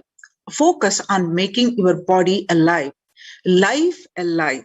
Mind is obsessive, compulsive reaction. It is nothing but a bunch of unconscious reactions. Do not try to sympathize with the mind. Make your body and life alive. That is the only priority for all of you. I am talking to everyone who has a little love and sympathy for me. For all of you, take this as Guru Walk. Make your body consciously strong, and gym will build muscles, make you look very nice in the outside, but only yoga and Ayurvedic lifestyle will make your body conscious. And just see all over the world, all the gym bodies are just dropping dead. Only yoga will make your internal organs strong and your ability to manifest consciousness strong. Let me give you the solution, Parashiva, to protect yourself from this whole pralaya, not just from corona. The amount of depression and mental suffering, the way the whole world is suffering, the kind of poverty happening, people losing job, income, having insecurity, comforts being lost, so much. Just make your life extremely strong. 3 years back, I said, keep yourself alive for next 3 years. Somehow, I have enough evidence that 3 years back, I trained the whole Kailasa. First, the devotees in their own homes. Second, Kailasa was inside the Sangha, physically, mentally, psychologically, or consciously for a quarantine lifestyle. For being active without getting mentally broken by being in one place. Doing intense yoga, making the body and internal organs strong, taking bay leaf, neem juice, tulsi, haritaki, triphala churna, Ayurvedic lifestyle of less food and more energy, more activism. I only told it is for an important reason. Please wake up. Quarantine yourself, build your body. Don't bother about your business or any other profit or anything else. This year, if you're alive, that is the greatest profit. Now, United Nations recognizes Kailasa's report on COVID-19 and multilateralism. You can see the screenshots from the Supreme Pontiff of Hinduism. You can see some more screenshots, and you can go ahead and download the link of www.oschr.org and read a full article by yourself. The report published on their website, www.ohchr.org. The globalization of disease has led the world to be as resilient as the least resilient country and person, especially for highly contagious COVID-19, which has spread not seen since Spanish flu. The variants of this virus, such as the Delta, Delta Plus, Epsilon, Gamma, continue to threaten even those vaccinated. Secondary diseases such as black fungus are targeting COVID patients and killing almost 1 in 2 persons in such cases. Human life is more precious and important than all economic principles or systems in totality, because all these concepts are legitimate only because of their utility value, which is to fundamentally make human life better. At least until this ongoing crisis ends, all economic policies related to money, banking, fixing prices of commodities, etc., need to be revised to make sure no human being suffers from hunger or the absence of required medical care. For this purpose, Kailasa has presented a detailed report on effective solution for COVID-19 on the through the multilateralism that was published by the United Nations on their website www.ohchr.org. The earlier reports recognized by the United Nations a report on the rights of indigenous women and girls and a report on femicide. And this is the third report on COVID-19 and multilateralism, a report submitted by the Adi Shaivite Minority Tradition ASMT Hindu Community Kailas Union. The report submitted in the month of June 2021 and recognized about over 2 weeks. So what are the key factors, key obstacles that are presented in this report are globalization of disease has led the world to be as resilient as the least resilient country and person, especially for highly contagious COVID-19, which has spread with the scale and severity not seen since Spanish flu of the virus, of the variants of the virus such as the Delta, Delta plus, Epsilon, Gamma continue to threaten even those viruses such as black fungus are targeting COVID patients and killing almost 1 in 2 persons in such cases. Second, distorted policy decisions and conflicting principles can lead to polarizations amongst nations and within, leading to various extremes such as the hoarding of vaccines in some places and the wastage of vaccines in others, and an unaddressed shortage of vaccines globally. The pandemic has exposed the fragility of the global system. The disruption in the supply chain is especially worrisome for essential food supplies, which disproportionately affects the already most vulnerable even more. Fourth, the lockdowns have brought the global economy into crisis, bringing recessions and worsening unemployment rates. Frequent lockdowns and the ongoing threat of famine, especially in countries where the employment is predominantly informal, are exacerbating worries that starvation may cause more suffering than the virus itself. Far from the SDG to zero hunger, the number is now predicted to come close to 1 billion. You can see the supporting documentation here projected on the screen. Solutions. What are the key solutions presented? First, revised economic principles or policies.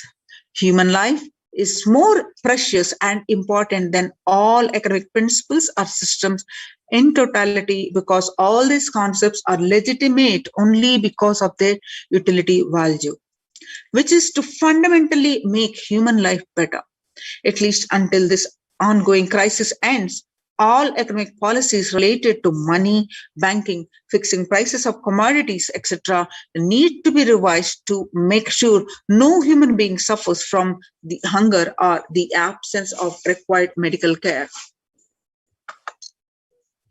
As per Hindu principles, the world is, including the economy, evolves through 5 phases: creation or growth, sustenance or stagnation, recession or revitalization, reinvention, breakthrough. As per Hinduism, conventional economic growth is observed when best practices are applied diligently. However, during the times of crisis led us to the 4th and 5th phases, wherein the need to reinvent and deliver a breakthrough becomes both a survival need and an opportunity to surpass any means and measures of conventional economic growth. According to the Keynesians, increased public expenditure during the Great Depression of 1929 improved the economy. However, the government never completely gave up trying to balance the budget, which resulted in it never spending enough to bring the economy out of recession until the Second World War. Similarly, the current crisis requires governments and to temporarily discard trying to balance the economic interests that compromise quarantine safety and put human life at risk, and rather reinvent their economic strategies and multilateral coordination for benefiting during the subsequent breakthrough period after the end of the crisis. The next solution presented is Hindu multilateralism. There is an immense inequality in the capacities of governments, organizations, and people in two groups. One, health response. Second, economic recovery. Surviving the highly contagious COVID-19, where the world is only as resilient as the least resilient country and person, that requires the government, organizations, and people to collectively address the crisis. From 3200 BCE, 56 nations in Asia had multilateral treaties based on the Hindu principle Vasudhaiva Kutumbakam. That is, the entire world is my family. This is from Maha Upanishad, chapter 6, verse 71 to 73. You can see the supporting documentation here. The next solution presented is the provide sustainable community livings with the multi-layered quarantine. Home or self-quarantine is not a viable solution for a vast majority of people for either health, safety, or economic reasons. In Assam, home quarantine has been reported to be primary reason for a large number of deaths. In some places, governments have moved people out of home quarantine to COVID care centers. Other issues linked with quarantine, especially in small houses, are mental health problems, such as an increase in suicidal ideation, especially amongst the younger population. This requires a friendly quarantine setups which are self-sustained and sufficient in terms of food stock and supplies, recreation, employment, education, etc. In India, state governments have attempted to provide free and paid solutions which face various challenges related to hygiene, exorbitant pricing. Some facilities have seen challenges related to requests for private accommodation.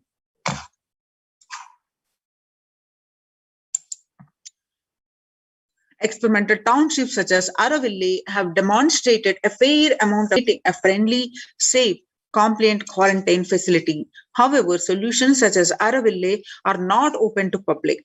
For 2 decades, the leader of the ASMT Hindu community, the Supreme Pontiff of Hinduism, Jagadguru Mahasannidhanam, His Divine Holiness Bhagwan Nithyananda Paramashivam, had been creating townships like Araville across more than 100 cities in several countries.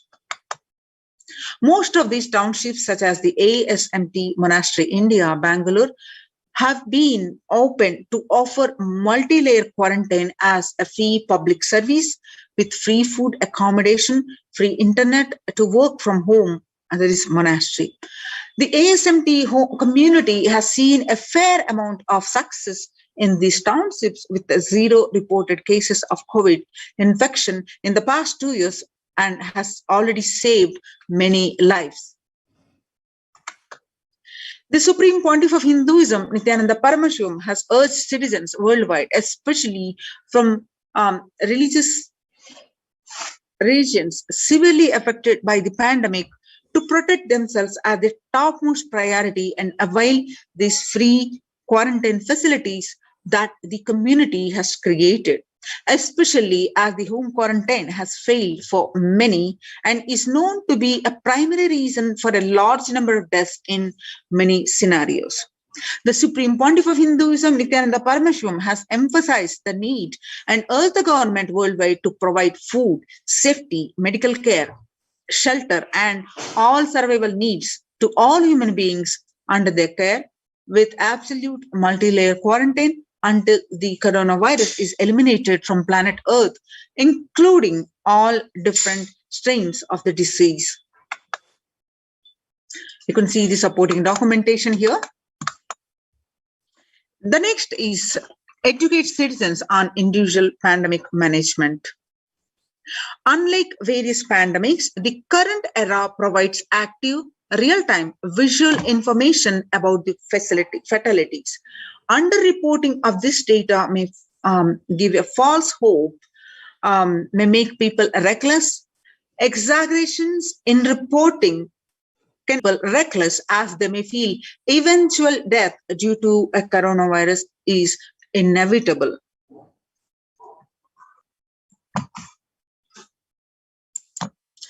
Proper education is extremely crucial as it will dramatically reduce the number of deaths and reduce the challenge on the healthcare systems.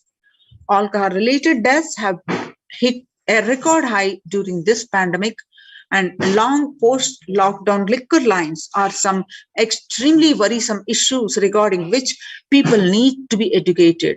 As a top priority, people need to be given confidence in their life and security about their future for them to stop behaving recklessly or fall into depression and commit suicide.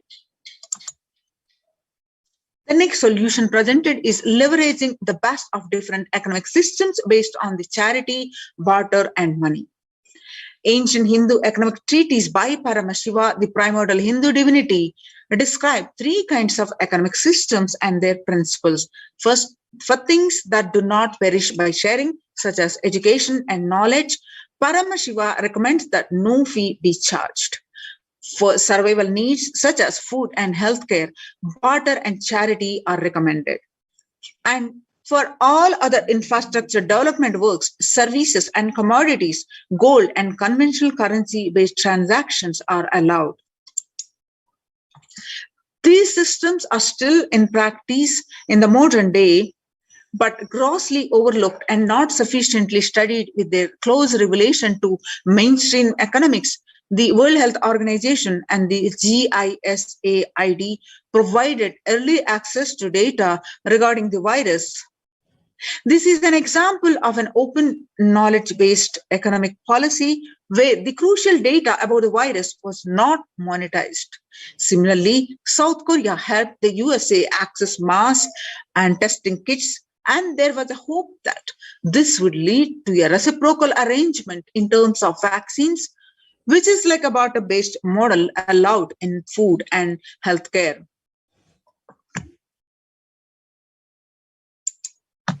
Next solution presented is Hindu policies for food security, a highly effective concept for ensuring food security in ancient Hindu nations was that of food grain banks.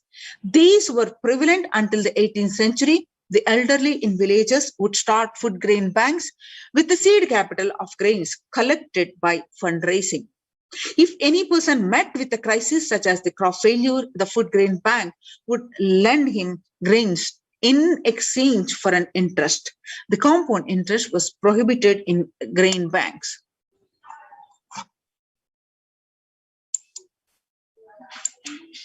With the debtor was expected to return with the principal grain amount during the next harvest. The bank would expand its reserves of food grains based on interest earned and donations. At the time of severe crisis such as famine, and the entire village would be able to withdraw these grains. And if required, all such grain loans would be written off on humanitarian grounds. In Hindu temples, food is shared for free as a policy. This was the case in both ancient times and in modern times. For 27 years, every month, the Hindu ASMT community 3 million free organic meals, and in religious gatherings to everyone without discrimination, and has served over 1 billion free meals in total. Such private and public efforts are crucial to ease the threats of starvation, which is estimated to hit 1 billion people worldwide. Next solution presented is monitor global health. The governments to take aggressive, proactive measures to monitoring health.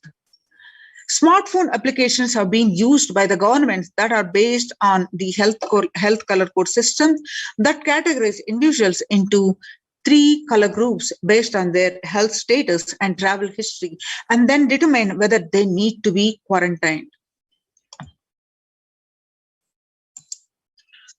You can see the supporting documentation here. Though there were privacy-related concerns associated with these approaches, some of these measures, such as agile daily reporting systems for accounting of newly suspected, diagnosed, and asymptomatic cases, number of deaths, and generating area-wise statistics have played an important role in proactively responding to curb the spread of the disease and are being considered for implementation by various countries. You can see the supporting documentation here. The next is the traditional medicine. In Hinduism, nature and planet Earth are respected as living divine mother energies capable of providing us with all our survival needs, food, medicines, etc. Though traditional medicines such as TCM and Ayurveda are effective in addressing COVID-related issues, a few years ago, a Nobel Prize was awarded for scientific work based on traditional medicine. The mainstream Western medicine has chosen to characterize Ayurveda as pseudoscience and TCM as unscientific. Such demeaning of traditional medicine systems have led nations to consider taking defensive unilateral decisions to protect their interest. Outright rejection of traditional medicine is not wise, and such policies should be revisited, especially as these medicine systems are time-tested and have kept people healthy for several generations. Kailas Union recommends governments worldwide to provide solutions like Kailasa's Hindu medicinal care, which includes completely free of charge services such as Ayurveda, Yoga, Siddha, Western medicines, and multi-layered quarantine for complementing their ongoing public health efforts.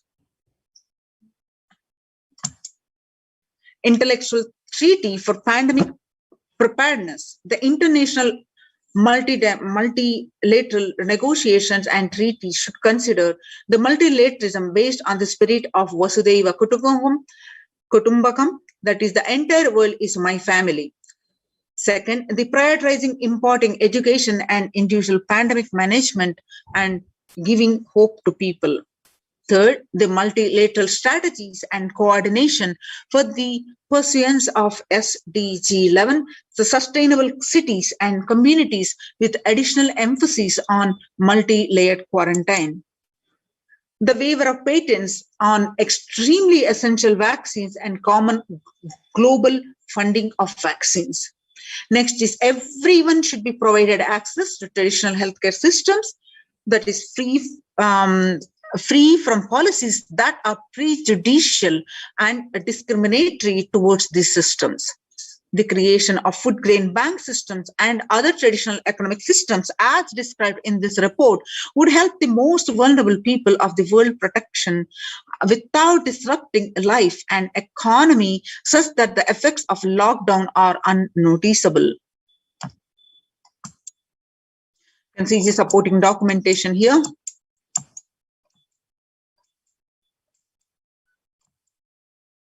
The sovereign order of Kailas are worldwide, inspired and guided by the vision of the Supreme Pontiff of Hinduism to save lives, a one-of-a-kind humanitarian charitable service massively mobilized to provide protection and preventive COVID care in this testing time of global meltdown.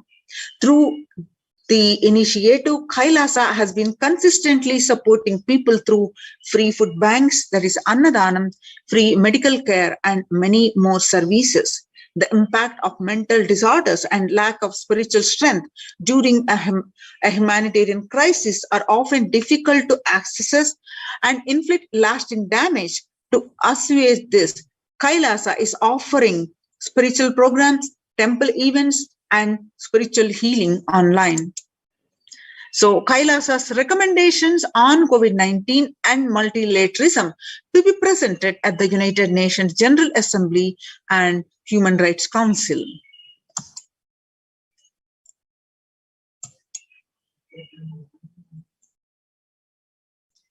So Kailasa's report on recommendations on an international treaty on COVID got accepted and published by the United Nations. So join these COVID care protection centers which is now recognized by the United Nations. Register now through the link below, https://kailasa.org/Kailasa-care. A link again, https://kailasa, KAILASA.org/Kailasa-care, KAILASACARE. We'll be resuming. We'll move on to the next session, next segment of this program after a very short break.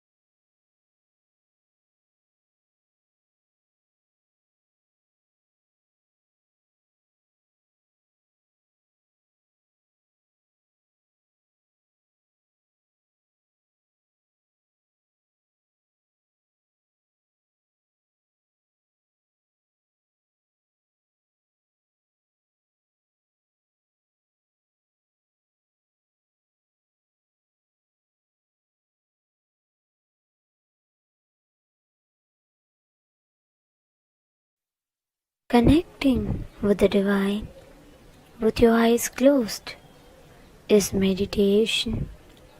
Connecting with the divine with your eyes open is darshan. Come, let us all now move from meditation to darshan. Slowly, very slowly, please open your eyes.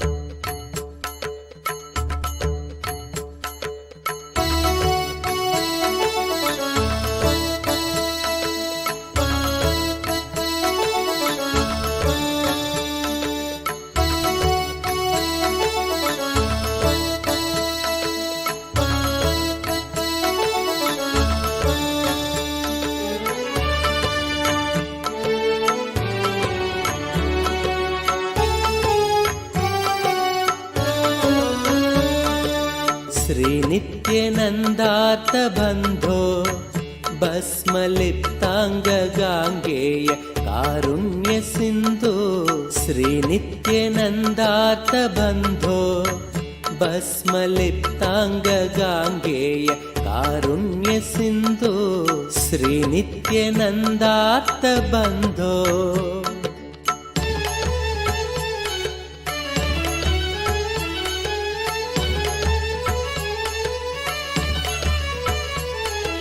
रुद्राक्षधारिन् नमस्ते रौद्ररोगं हरत्वं परारेर्गुरोर्मे रुद्राक्षधारिन् नमस्ते रौद्ररोगं हरत्वं परारेर्गुरोर्मे राकेन्दुवक्त्रं भवन्तं माररूपं कुमारं भजे कामपूरम् राकेन्दुवक्त्रं भवन्तं माररूपं कुमारं भजे कामपूरम् श्रीनित्यानन्दा नमस्ते गुरुनित्यानन्दा नमस्ते श्रीनित्यानन्दा नमस्ते गुरुनित्यानन्दा नमस्ते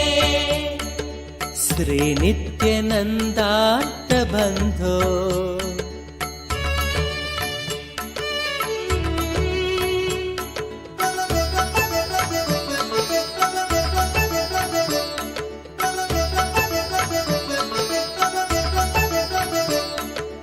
मां पाहि रोगात् रोगादघोरात् मङ्गलापाङ्गपादेन भङ्गात् स्वराणां मां पाहि रोगादघोरात् मङ्गलापाङ्गपादेन भङ्गात् स्वराणां कालाच्च दुष्पाककुलात् कालकालस्य सूनुं भजे क्रान्तसानुं कालाच्च दुष्पाककुलात् कालकालस्य सूनुं भजे क्रान्तसानुं श्रीनित्यानन्दा नमस्ते गुरुनित्यानन्दा नमस्ते श्रीनित्यानन्दा नमस्ते गुरुनित्यानन्दा नमस्ते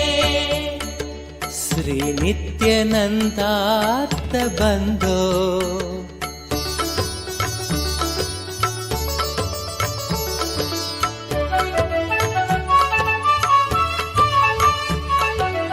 ब्रह्मादयो यस्य शिष्या ब्रह्मपुत्रा गिरौ यस्य सोपानभूता ब्रह्मादयो यस्य शिष्या ब्रह्मपुत्रा गिरौ यस्य सोपानभूता सैन्यं सुराक्ष्वापि सर्वे सामवेदादिगेयं भजे नित्यानन्दम् सैन्यं सुराक्ष्वापि सर्वे सामवेदादिगेयं भजे नित्यानन्दम् श्रीनित्यानन्दा नमस्ते गुरुनित्यानन्दा नमस्ते श्रीनित्यानन्दा नमस्ते गुरुनित्यानन्दा नमस्ते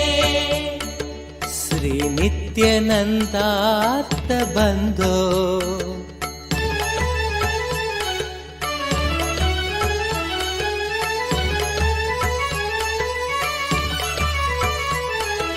काषाय संवीतगात्रं कामरोगादिसंहारि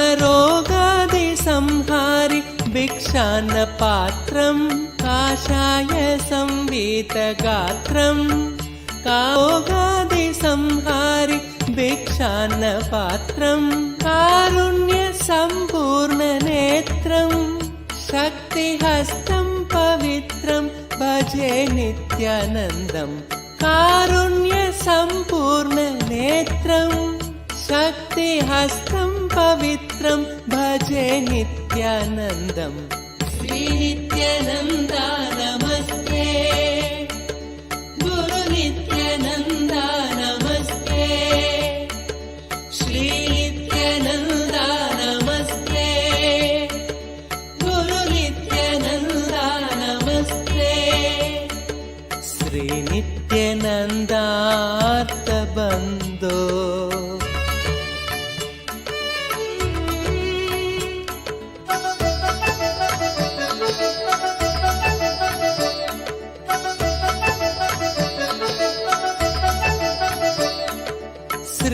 श्रीनित्यशैले वसन्तं साधुसङ्गस्य रोगान् सदा संहरन्तं श्रीनित्यशैले वसन्तं साधुसङ्गस्य रोगान् सदा संहरन्तम् ओङ्कारतत्त्वं वदन्तं शम्भुकर्णे हसन्तं भजेऽहं शिशुन्तम् ओङ्कारतत्त्वं वदन्तं कर्णे हसन्तं भजेऽहं तम् श्रीनित्यानन्दा नमस्ते गुरुनित्यानन्दा नमस्ते श्रीनित्यानन्दा नमस्ते गुरुनित्यानन्दा नमस्ते श्रीनित्यानन्दार्थबन्धो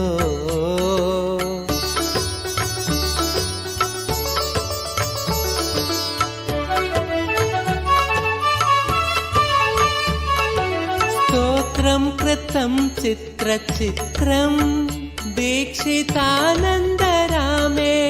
सर्वार्थ सिद्ध्यै स्तोत्रं कृतं चित्रचित्रम् दीक्षितानन्दरामेण सर्वार्थ सिद्ध्यै भक्त्या पठेत्य प्रभाते देवदेव प्रसादात् लभेदाष्ट सिद्धिं भक्त्या पठेत्य प्रभाते देवदेव प्रसादात् लभेदाष्ट सिद्धिं श्रीनित्यनन्दार्थ बन्धो भस्मलिप्ताङ्गगाङ्गेय कारुण्य सिन्धु श्रीनित्यनन्दार्थ बन्धो भस्मलिप्ताङ्गगाङ्गेय कारुण्य सिन्धु श्रीनित्यनन्दार्थ बन्धो श्रीनित्यानन्दा नमस्ते गुरु नित्यानन्दा नमस्ते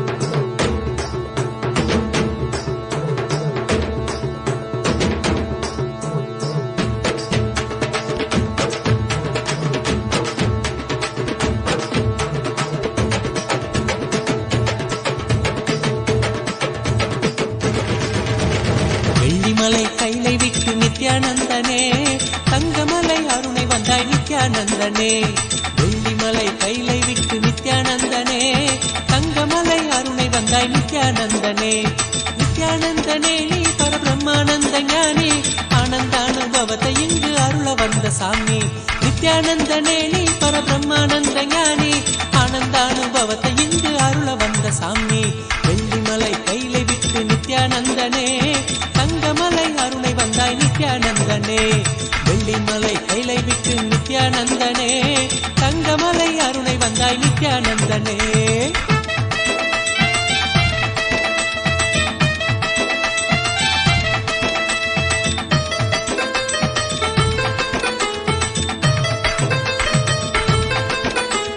சோனமலை வந்துதித்த நித்யானந்தனே சோனமலை வந்துதித்த நித்யானந்தனே ஒரு ஞான குரு ஆனவனே நித்யானந்தனே ஜீவன் சிவனாக மாற்றி அபியாத்மனோடு சேர்த்து ஜீவன் சிவனாக மாற்றி அபியாத்மனோடு சேர்த்து ஆனந்தத்தின் எல்லை காட்டும் நித்யானந்தனே நித்யானந்தனே நீ பரபிரம்மானந்த ஞானி ஆனந்தானுபவத்தை இங்கு அருள வந்த சாமி நித்யானந்தனே நீ பரபிரம்மானந்த ஞானி ஆனந்தானுபவத்தை இங்கு அருள வந்த சாமி வெள்ளிமலை கைலை விட்டு நித்யானந்தனே தங்கமலை அருணை வந்தாய் நித்யானந்தனே வெள்ளிமலை கைலை விட்டு நித்யானந்தனே தங்கமலை அருணை வந்தாய் நித்யானந்தனே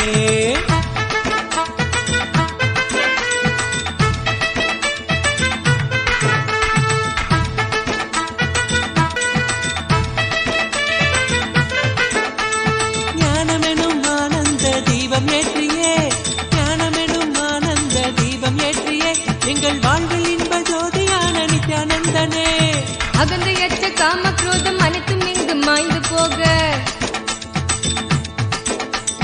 அகந்தையற்ற காம குரோதம் அனைத்தும் இங்கு மாய்ந்து போக தியானந்தனை தானமாக தந்த தெய்வமே நித்யானந்தனே நீ பரபிரம்மானந்த ஞானி ஆனந்தானுபவத்தை இங்கு அருள வந்த சாமி நித்யானந்தனே நீ பரபிரம்மானந்த ஞானி ஆனந்தானுபவத்தை இங்கு அருள வந்த சாமி வெள்ளிமலை கைலை விட்டு நித்யானந்தனே தங்கமலை அருணை வந்தாய் நித்யானந்தனே வெள்ளிமலை கைலை விட்டு நித்யானந்தனே தங்கமலை அருணை வந்தாய் நித்யானந்தனே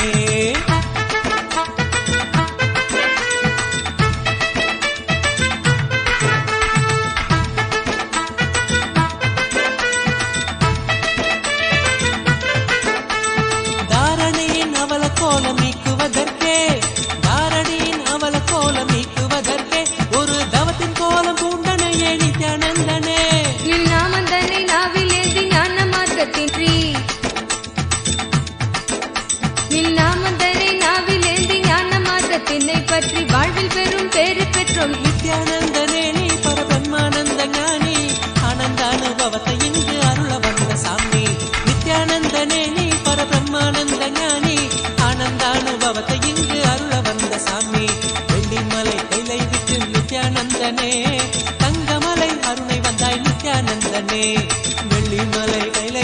நித்யானந்தனே தங்கமலை அருமை வந்தாய் நித்யானந்தனே ஆனந்த கந்த வாசம் செய்யும் எம்மையே இங்கு ஆட்சி செய்யும் ஆதிதேவன் நித்யானந்தனே ஆனந்தம் நித்யானஸ்புரணம் ஆனந்தம் நித்யானந்தம் ஆரோக்கியம் பக்தி ஸ்புரணத்தோடு தியான சிகிச்சை தந்த நித்யானந்தனே நித்யானந்தனே நீ பரபிரம்மானந்த ஞானி ஆனந்தானுபவத்தை இங்கு அருள வந்த சாமி நித்யானந்தனே நீ பரபிரம்மானந்த ஞானி ஆனந்தானுபவத்தை இங்கு அருள வந்த சாமி வெள்ளிமலை கைலை விட்டு நித்யானந்தனே தங்கமலை அருளை வந்தாய் நித்யானந்தனே நித்யானந்தனே நீ பரபிரம்மானந்த ஞானி ஆனந்தானுபவத்தை இங்கு அருள வந்த சாமி நித்யானந்தனே நீ பரபிரம்மானந்த ஞானி ஆனந்தானுபவத்தை இங்கு அருள வந்த சாமி அகமாகி ஜெகமாலும் ஆதிசக்தி நீ நித்ய அவதாரமாய் வந்து வாழும் சக்தி நீ வல்வினைகள் வீட்டிடவே கொண்ட துயர் மாய்த்திடவே வல்வினைகள் வீட்டிடவே கொண்ட துயர் மாய்த்திடவே வாழ்வின் பொருளாக நின்ற நித்திய சக்தி நீ நித்யானந்தனே நீ பரபிரம்மானந்த ஞானி ஆனந்தானுபவத்தை இங்கு அருள வந்த சாமி நித்யானந்தனே நீ பரபிரம்மானந்த ஞானி ஆனந்தானுபவத்தை இங்கு அருள வந்த சாமி வெள்ளிமலை கைலை விட்டு நித்யானந்தனே தங்கமலை அருணை வந்தாய் நித்யானந்தனே வெள்ளிமலை கைலை விட்டு நித்யானந்தனே தங்கமலை அருணை வந்தாய் நித்யானந்தனே நித்யானந்தனே நீ பரபிரம்மானந்த ஞானி ஆனந்தானுபவத்தை இங்கு அருள வந்த சாமி நித்யானந்தனே நீ பரபிரம்மானந்த ஞானி ஆனந்தானுபவத்தை இங்கு அருள வந்த சாமி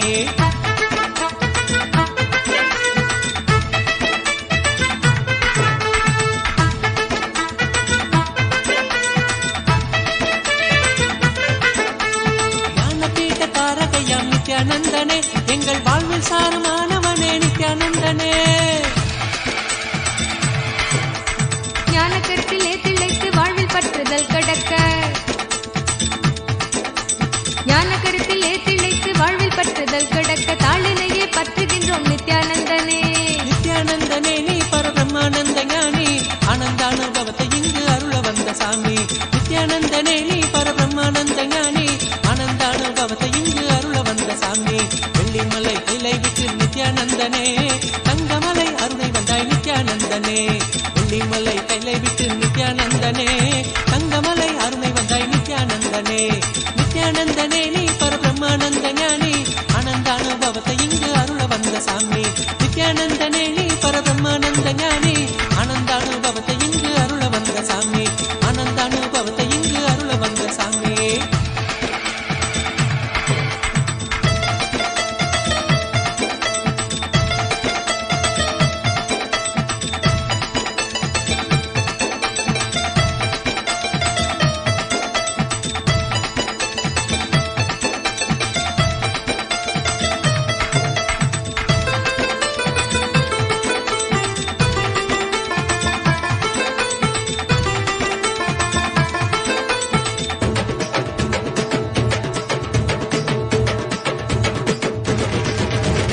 வெள்ளிமலை கைலை விட்டு நித்யானந்தனே தங்கமலை அருணை வந்தாய் நித்யானந்தனே வெள்ளிமலை கைலை விட்டு நித்யானந்தனே தங்கமலை அருணை வந்தாய் நித்யானந்தனே நித்யானந்தனே நீ பரபிரம்மானந்த ஞானி ஆனந்தானுபவத்தை இங்கு அருள வந்த சாமி நித்யானந்தனே நீ பரபிரம்மானந்த ஞானி ஆனந்தானுபவத்தை இங்கு அருள வந்த சாமி வெள்ளிமலை கைலை விட்டு நித்யானந்தனே தங்கமலை அருணை வந்தாய் நித்யானந்தனே வெள்ளிமலை கைலை விட்டு நித்யானந்தனே தங்கமலை அருணை வந்தாய் நித்யானந்தனே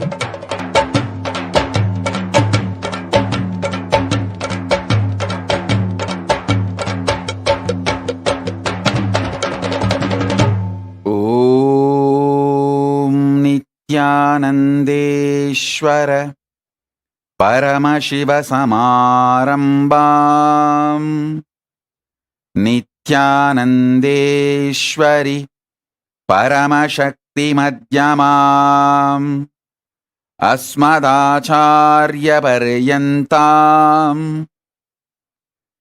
वन्दे गुरुपरम्पराम्.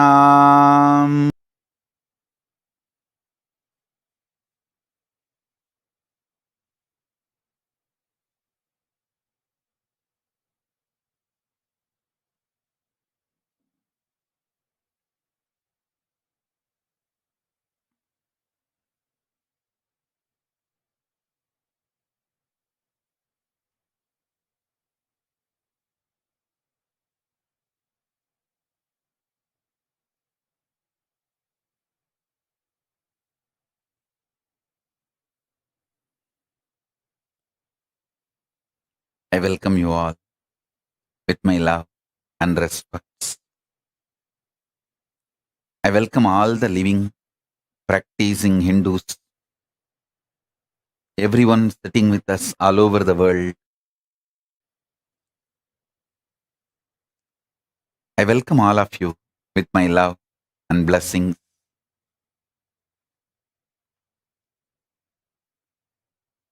Paramashiva's message directly from Kailasa. Listen.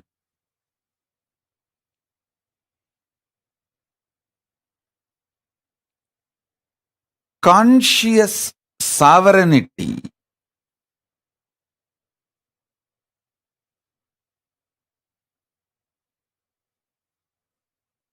not only brings you the freedom, it brings right purpose for your freedom. Not just health, right reason why you should be healthy. Not just wealth, right reason why you should be wealthy. Not just freedom, right reason what for you need freedom, what kind of freedom you need. Understand? Not just powers, what kind of powers you need for your fulfillment. Not just freedom, bringing the purpose for your freedom. Not just bliss, bringing the purpose for your existence. I tell you, the beauty of conscious sovereignty is the moment you hear this truth, get initiated, your inner space expands to that level, you can never go back to the old past, same old personality or identity. You can never back to be same old. That is why that initiation is always called, Shakti Pada is always called, giving you second birth, rebirth. Initiated one who got the Shakti Pada is called Dvija, reborn. Because once you receive Shakti Pada, you can never go back to the same old existence, same old identity. Once in a while you can have mood swing, that's your freedom. But you can never go back to be the same person. Listen.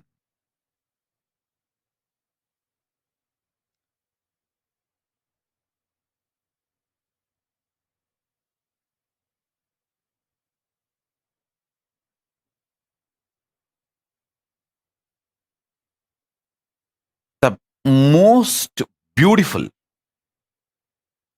absolutely beautiful thing that can happen to life is constantly delete past, constantly upgrade yourself. The more and more you get into a space where you cannot go back to your past, the more and more you will find higher way of existing, higher form of existing. Listen, I have some of the most beautiful beings in my life. My own Guru, Arunagiri Yogeshwara himself. An extraordinarily beautiful and graceful. I have seen most graceful, beautiful beings in my life from all walks of life. My own Guru Arunagiri Yogeshwara, Raghupati Yogi, Ram Surat Kumar,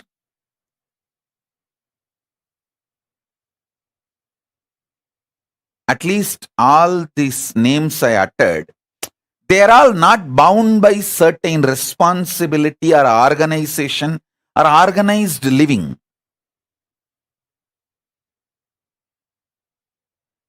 But living inside the organization, very organized living, but very graceful beings I have seen.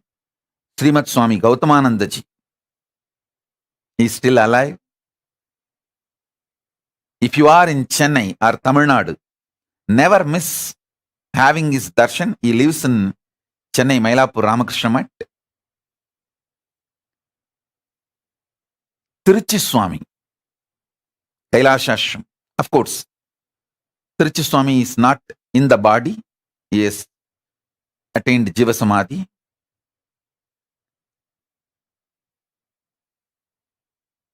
Some of these beings, especially Srimad Swami Gautamananda ji, he is within the organization.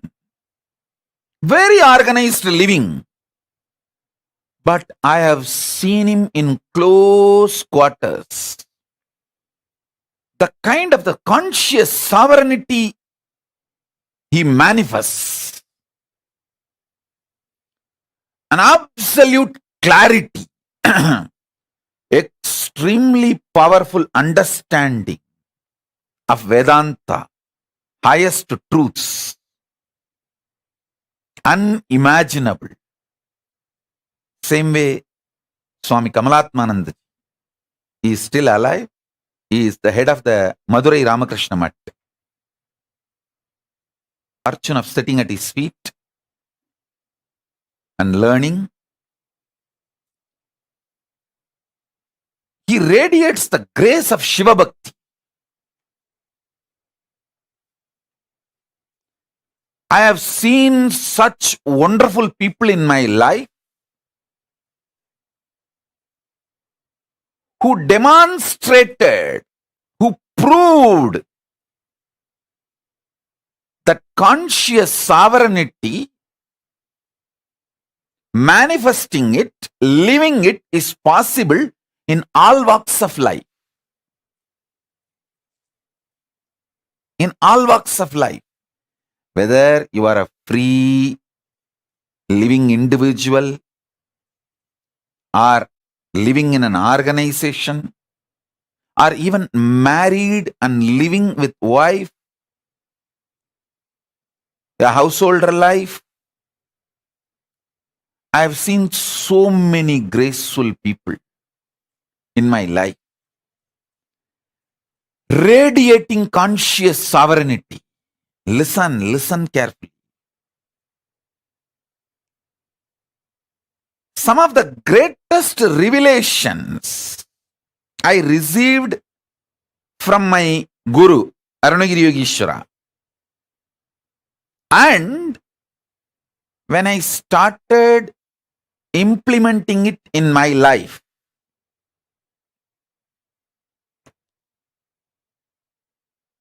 And when I started teaching, and when my disciples who are initiated by me, when they started implementing in their life, and when they came back and gave me the feedback, the right, wrong, good, bad, success, failure,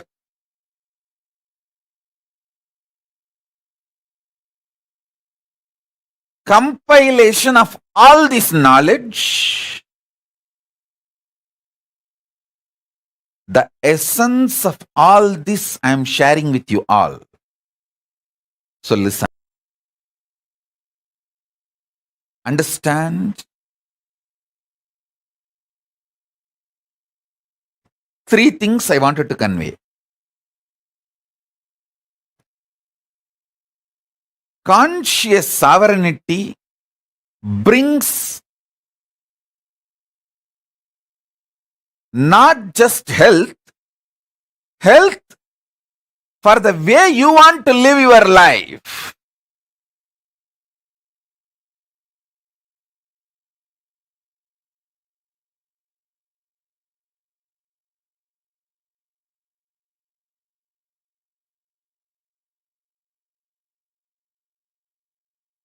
Conscious sovereignty not just brings freedom, it brings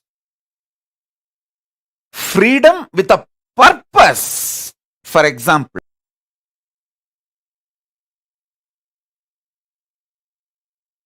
when you are suffering with diabetes,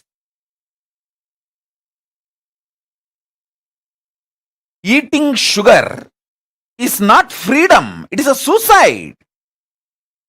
You can't say, oh, can't I even have a freedom to eat sugar?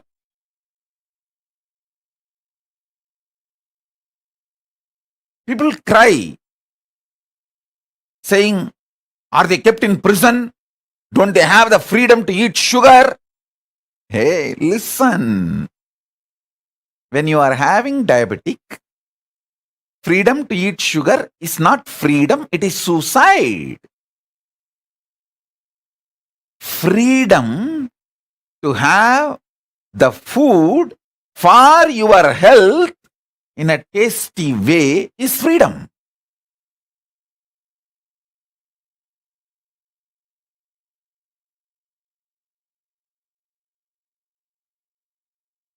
Freedom to do what you want with the right purpose is freedom. See, realizing the right purpose of your life and having freedom to live it, progress towards it is freedom. I feel so happy when I see Soumya and her mother, both of them in the Hyderabad, when they come and religiously they will sit. Especially mother is elderly person, but even if she feels little sleepy, because now it is already 11 o'clock late night in India, but I have never seen her missing the satsang. Actually, this is freedom.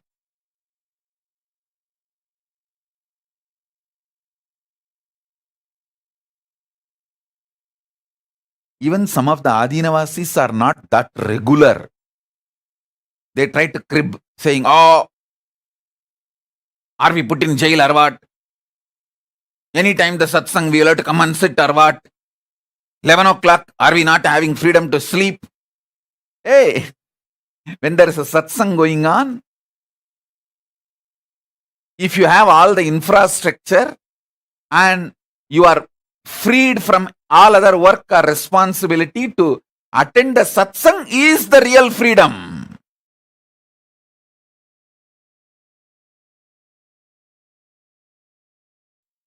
So freedom with a purpose.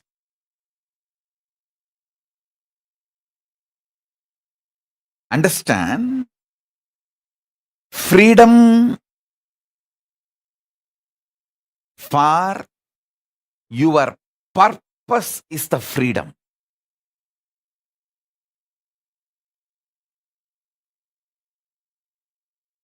Health for your purpose is health.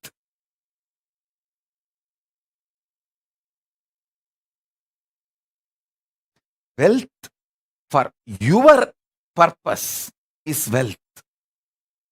I tell you, last 3 years studying many different ideas about economy and many different countries' economy policies, how it is geopolitical centered, how it is the ideology like communism or socialism or capitalism centered, and how various countries function their economy. There are some countries which gives high interest for deposits. There are some countries which gives minus interest, means they take money from you to keep your money. So all kinds of economies I studied. I wanted to tell you all few things.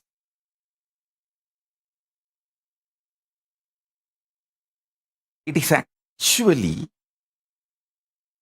knowing your higher purpose, conscious sovereignty makes you really wealthy. I tell you, still planet Earth functions based on Varnashrama Dharma. Cosmos functions on Varnashrama Dharma. After studying so many countries' economical policies, how the economies are kept alive, to come up with the right economical policy closest to Vedagamas. See, I wanted to implement the Veda Agamas as it is, map it as it is. So the closest possible structure on which I can map, so I can fine tune the whole thing to focus as Paramashiva wanted, the whole Vedagamic civilization. So I have spent huge resources, energy, time, ultimately Paramashiva's blessings and samadhi and revelations he gives in samadhi. With everything I thoroughly analyzed, I came to the realization planet Earth runs based on Varnashrama Dharma. Wherever Vaishyas exist with their Vaishya Dharma, that nations become wealthy. The economical intellectuals, their thought currents, and the ecosystem they want to nourish. I am studying the Japanese economical intellectuals and the ecosystem they are nourishing. The US economical intellectuals and the ecosystem they are nourishing. The Indian economical intellectuals and the ecosystem they are nourishing. All this I studied. Finally, I realized, I could see clearly what exactly Paramashiva revealed in Vedas and Agamas and penned down in Dharmashastras. That exact Varnashrama Dharma is the most successful strategy for life. I was studying elaborately.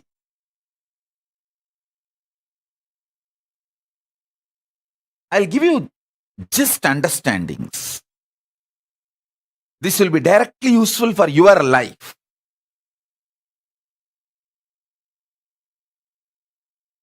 there are many countries which attract the investments which is not needed for them.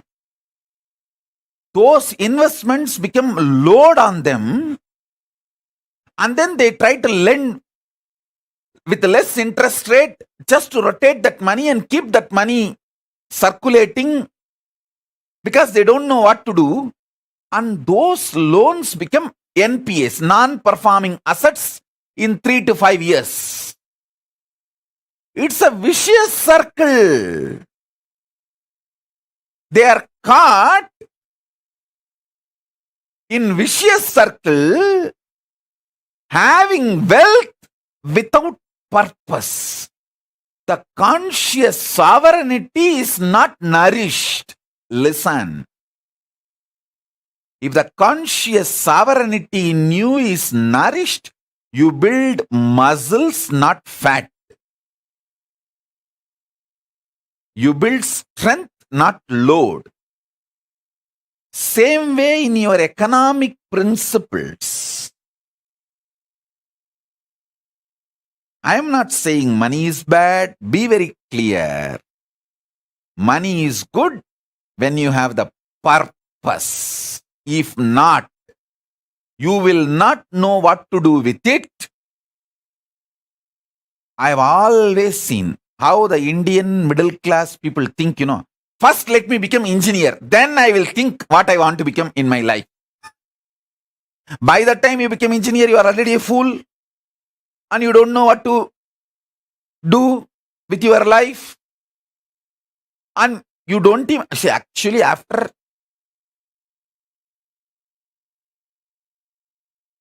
completely dampening you with the dumbest ideas and all outdated machineries which can be seen only in museum. Only those machines you will see in your workshops when you study engineering. The great museum pieces. Only after all this is done, the certificate engineer is given to you. So by the time you absolutely develop the mentality of extremely non-involving and lazy, and your expectation, just because you are here, the society should serve you. That mentality is the source of all corruption you find anywhere in the world. Anywhere in the world.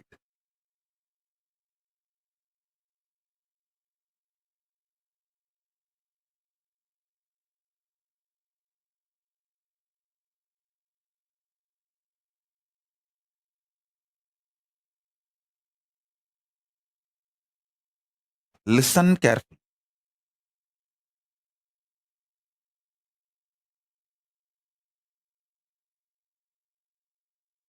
Many times, just like Indian middle class mind thinks, oh, let me become first engineer, then I'll think what I want to become, what I want to do in my life. Same way, you guys think, let me first just acquire money, then I will do what I want to do with that money. No. First, have conscious sovereignty.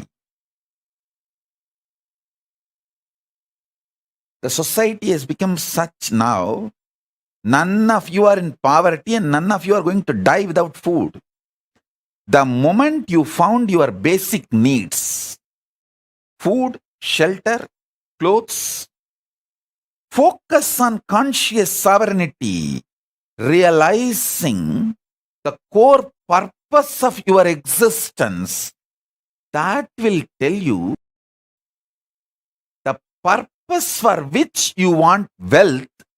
So when you start working for wealth itself, you will continue to fulfill the purpose. So your life itself will be a joy.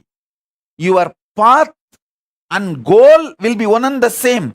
You will be enjoying the very path, not waiting for the goal to celebrate your life. The path itself becomes celebration. I tell you, person who made path itself as a celebration lives in eternal vacation. See, I live in eternal vacation.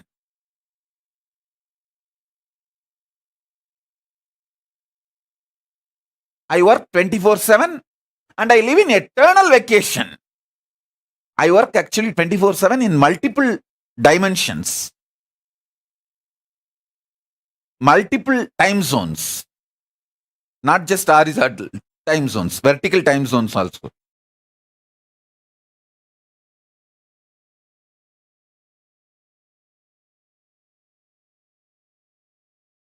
Understand,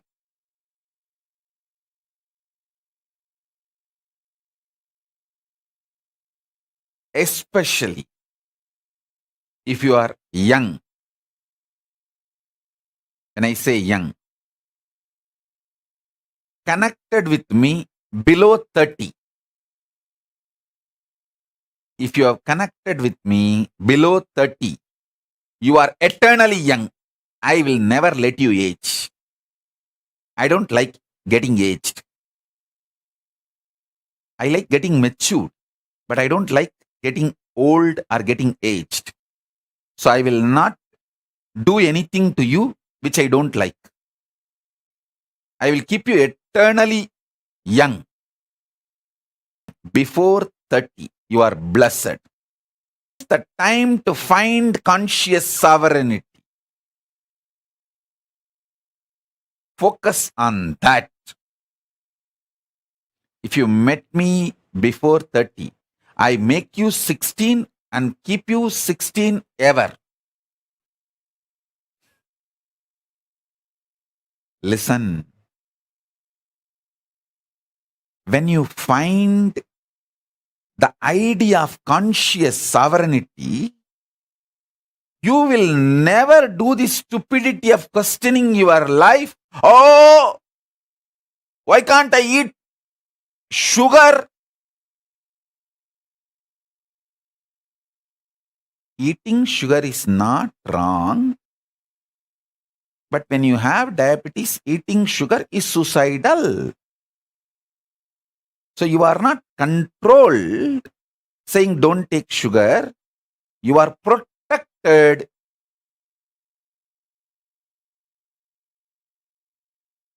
With the understanding taking sugar is suicidal when you are diabetic. Even otherwise, taking sugar is not good for health. That is separate. I am telling you,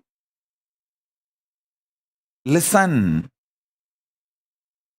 People think, let me find wealth, then I'll decide what I want to do.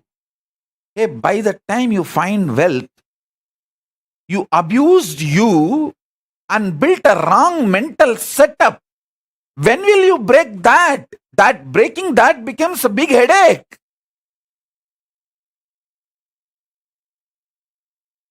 I tell you, with conscious sovereignty, if you find wealth, you will live absolute aparigraha. I tell you. Listen, I have seen some of the most graceful beings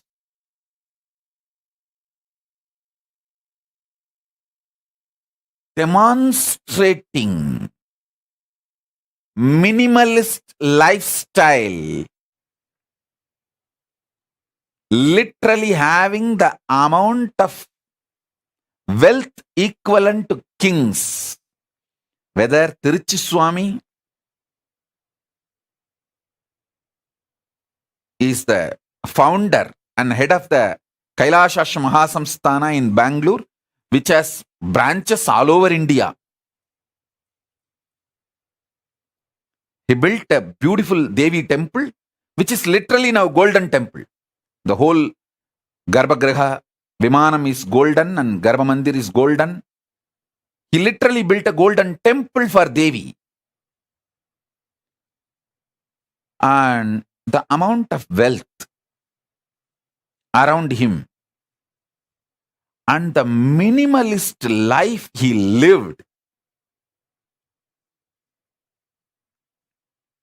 he had everything, including golden throne, crown, jewels, everything. He will sit in the golden throne, silver throne, on those timings when he is receiving the Pada Puja or when he is doing responsibilities.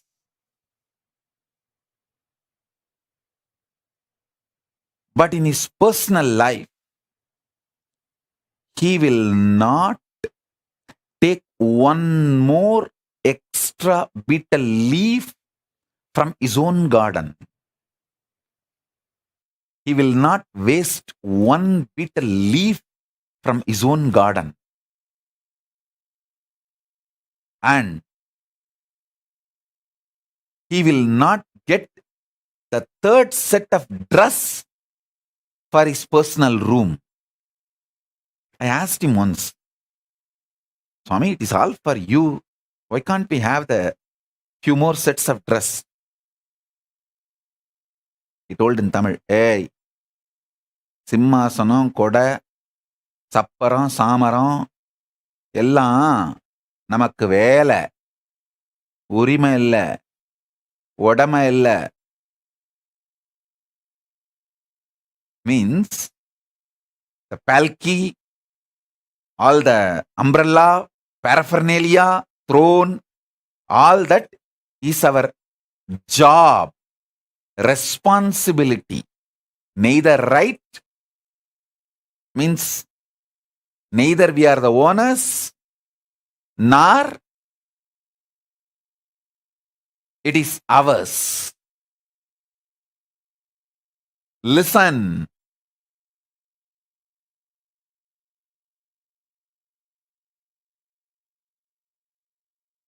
When you find conscious sovereignty, you will have the ultimate clarity about wealth. Why wealth? And you will accumulate it with the right mental setup. Wealth will never bind you. It will only be under you.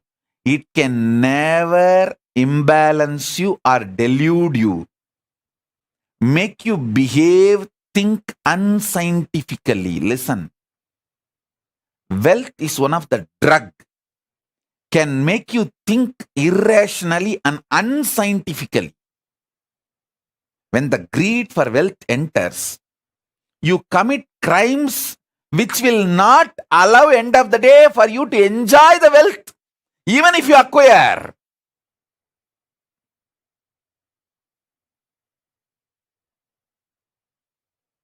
That's the funny thing. Listen, greed for wealth is nothing but unconscious lifestyle. The conscious sovereignty will make you realize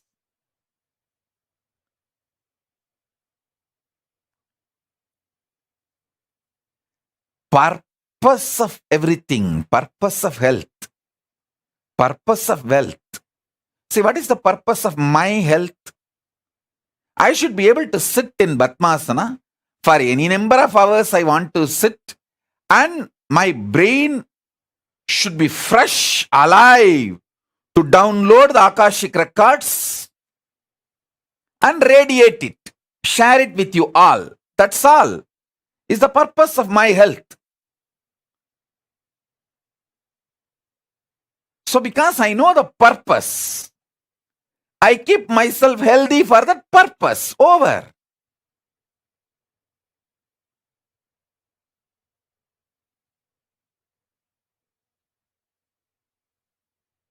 My purpose is my body should cooperate with me to be in samadhi continuously and sit and initiate people, teach people whenever I want to do. That's all. Because the purpose is clear.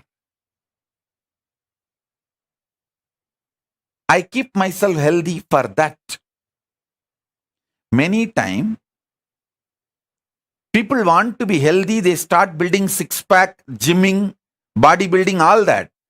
But after a few days, that six-pack and muscles, bodybuilding, the showing, that becomes so important and addictive. People take the banned drugs, steroids to look and lose health. Please understand, there are many people who build body so unconsciously without knowing the purpose, they lose the body itself in the process of building the body. See how many bodybuilders die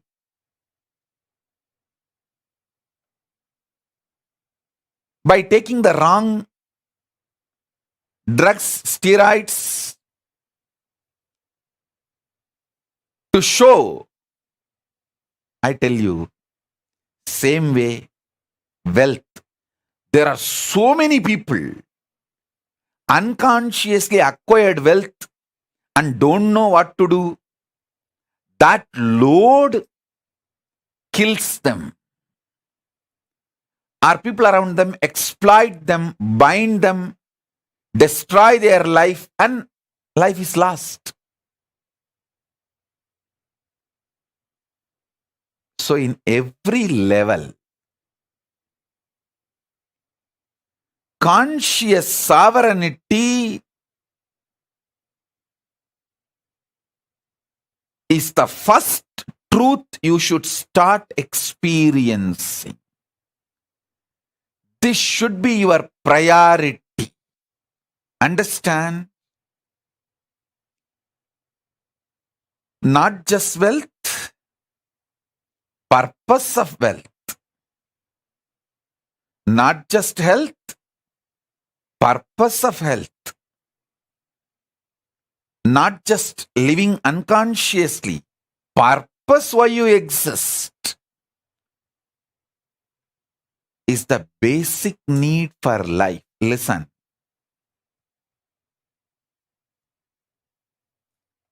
Delusion is suicidal.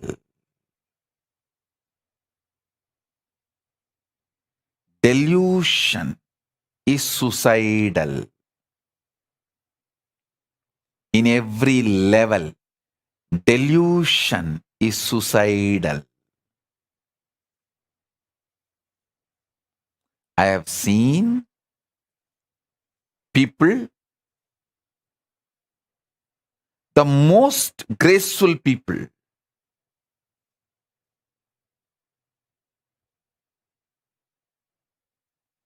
and I have also seen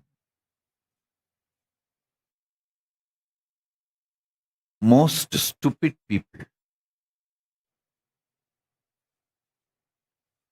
I have seen people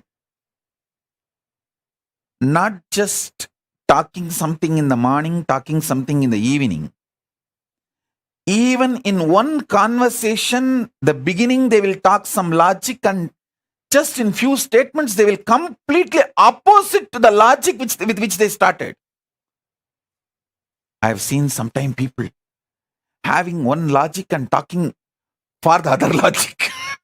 I have seen that level loses.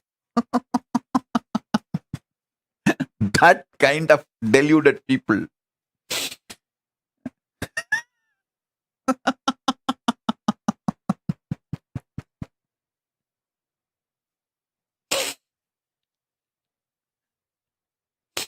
Those are the moments I feel compassionate for myself.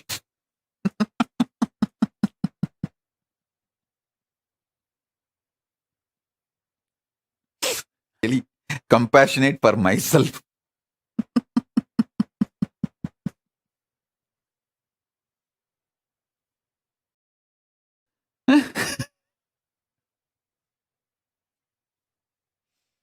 Anyhow, I think now everyone feels, is this me? Is this me? Is this me Swamiji is talking about? Is Swamiji thinking of me and telling this statement? Is Swamiji thinking of me and telling this statement? Anyhow, listen.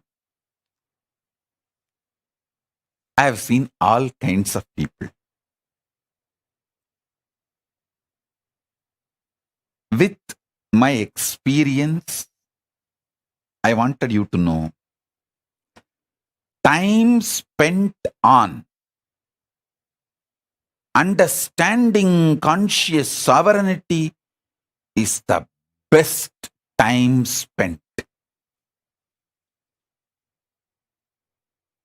Understand? Listen.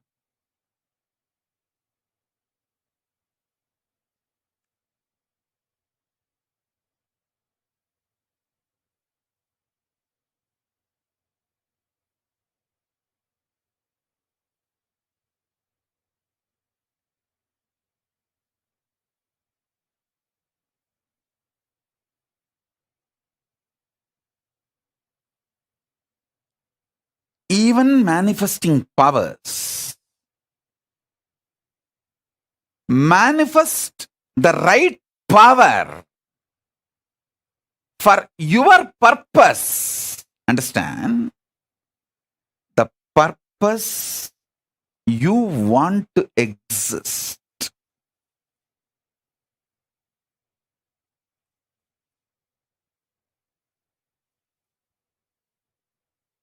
I tell you, if you find sovereignty, you will just feel eternally young. See, finding conscious sovereignty is not some difficult. You just need to know the larger purpose of your existence. Just be scientific, logical, rational to your higher purpose, larger purpose. Stop the shitty idea of you have only one life. That is the biggest shit dumped on you. You have been brainwashed with unwashable shit called you have only one life. Drop that shit. Your consciousness, assuming bodies after bodies till you achieve your absolute conscious sovereignty. These are fundamental cosmic truths.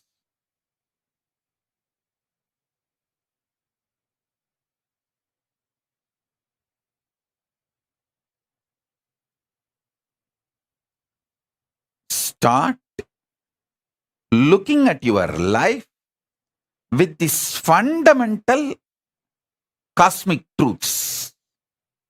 Understand?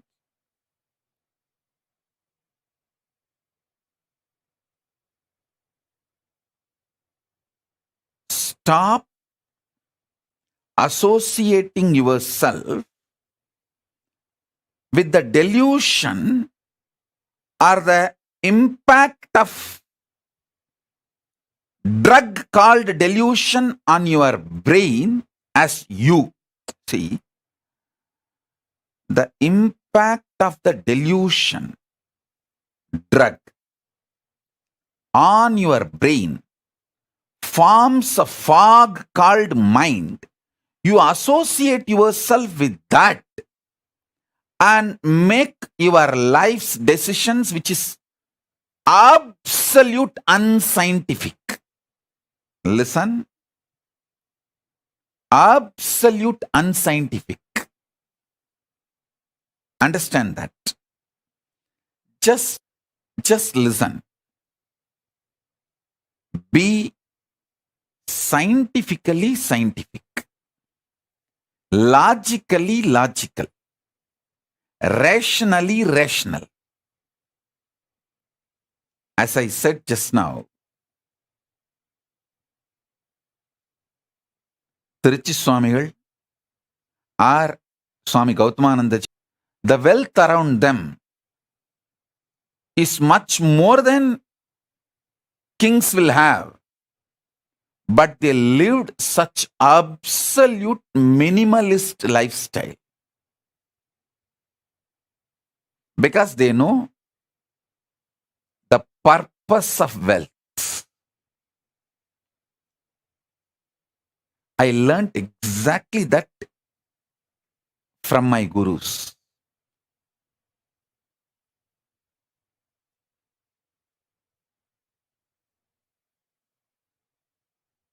Kings living minimalistic lifestyle is possible only in Hindu tradition.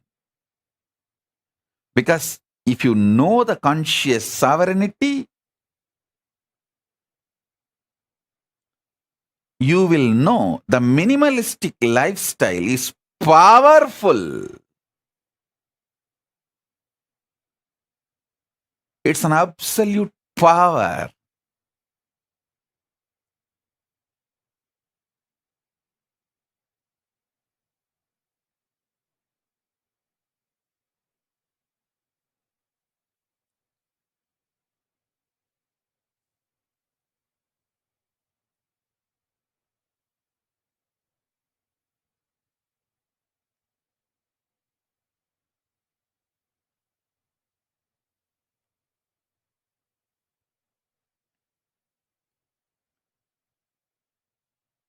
This whole Chaturmasya, I name it as conscious sovereignty Chaturmasya.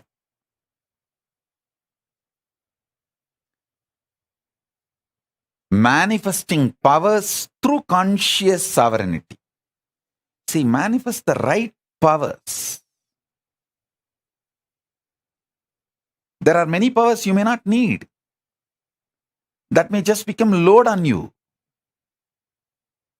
Manifest the right power.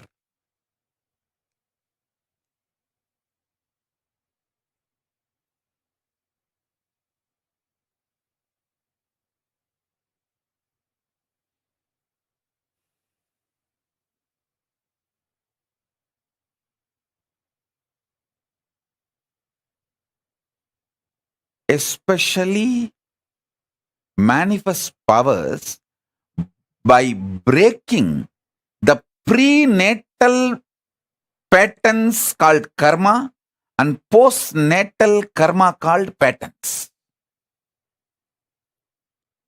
Break them and manifest powers. You will know exactly what kind of powers you need. If you are addicted to food pattern, break them. Then you will see the Nirahara manifest as a power, and not only you become healthy and you are free from addictions, you live long. Listen. If you are addicted to food patterns, I have a great news for you. Break those addictions through proper Nirahara Samyama step by step and manifest powers. You will see not only you become healthy, you will live long. Because anything which addicts you, binds you, that pattern shows the secret key for the powers you need to manifest. If you are greedy, bound by greed, deluded by greed, doesn't want to take responsibility, but you want everything, start practicing minimalistic lifestyle. You will manifest so much wealth and you will enjoy the wealth, not wealth will be enjoying you. I tell you, many people just do watchman job, night watchman job without sleeping, protecting their wealth. So they are not using the wealth, wealth is using them.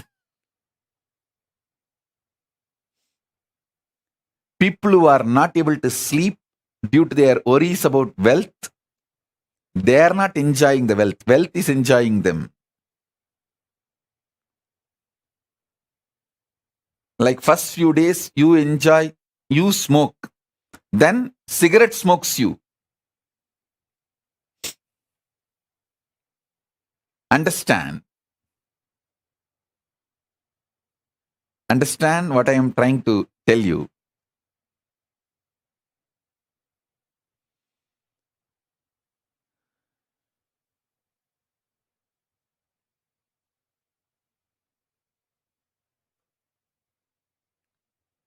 Many times your delusion shows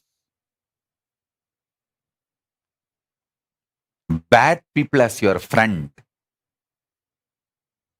good people as your enemies.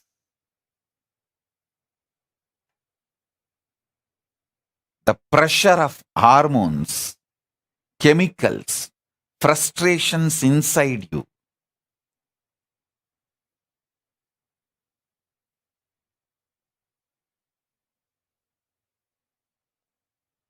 deludes you so badly. Conscious sovereignty is the only solution.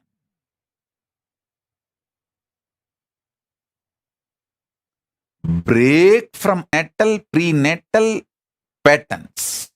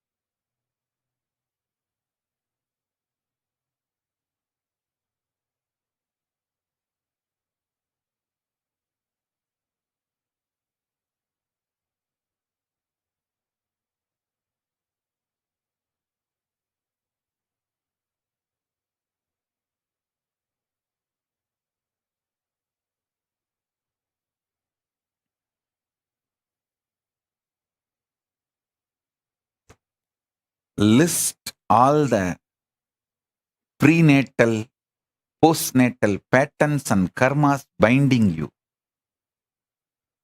Those patterns hold the secret key.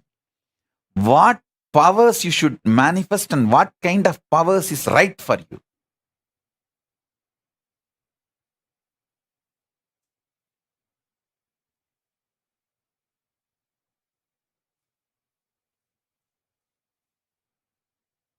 I'll give you a few minutes. I'll give you Shaktipada and be here with you all to help you all to identify your patterns, break them, and manifest as powers. Let's start. First day. Conscious sovereignty, power manifestation process in this Chaturmasya. Get paper and pen, sit. Pen down all the patterns which chains you, binds you. Start writing.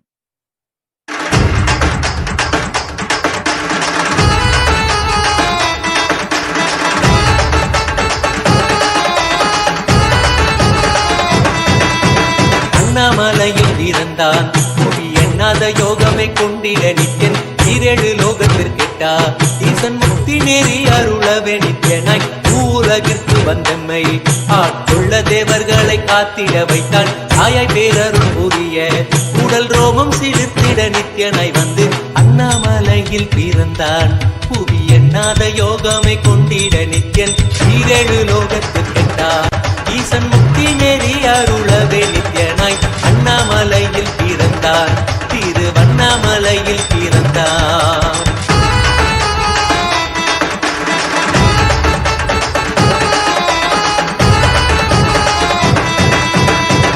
கிளப்பி விட்டேனில் பர தத்துவம் கற்பித்த பாரமஞானியாய் ஞானக்கண் கொடுத்த தமக்கே ரூபம் காட்டிய மாய வித்தை செய்யும் நித்யன். வித்தை கிளப்பி விட்டேனில் பர தத்துவம் கற்பித்த பாரமஞானியாய் ஞானக்கண் கொடுத்த தமக்கே ரூபம் காட்டிய மாய வித்தை செய்யும் நித்யன் அண்ணாமலையில் பிறந்தான். புவி எண்ணாத யோகமை கொண்டிட நித்யன் ஈரேழு லோகத்திற்கெட்டார். ஈசன் முக்தி நெறி அருளவே நித்யனாய்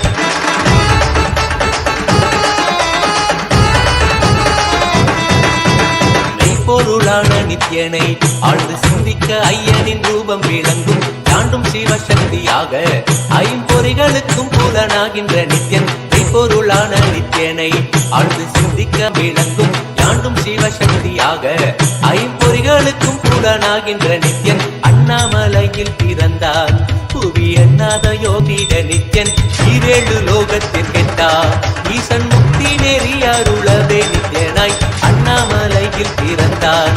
திருவண்ணாமலையில் பிறந்தார்.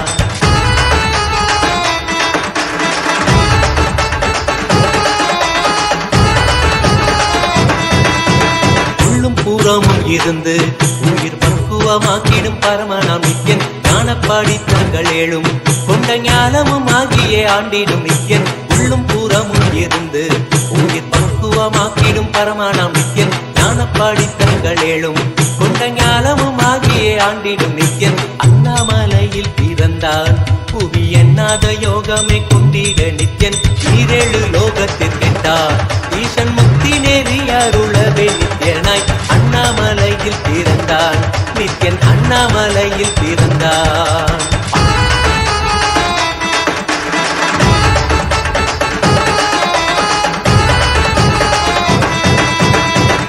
வாக்கியங்களான அருள் கவிதைகள் நித்யனின் மகிமை சொல்லிடும். மகிமை அர்ப்பித்த பின்னே சிவசக்தி ஸ்வரூபமாய் தோன்றிடும் நித்யன். அப்த வாக்கியங்களான அருள் கவிதைகள் நித்யனின் மகிமை சொல்லிடும். மகிமை அர்ப்பித்த பின்னே சிவசக்தி ஸ்வரூபமாய் தோன்றிடும் நித்யன் அண்ணாமலையில் பிறந்தான். புவி எண்ணாத யோகமை கொண்டிட நித்யன் ஈரேழு லோகத்திற்கெட்டார். ஈசன் முக்தி நெறி அருளவே நித்யனாய் அண்ணாமலையில் பிறந்தான். திருவண்ணாமலையில் பிறந்தான்.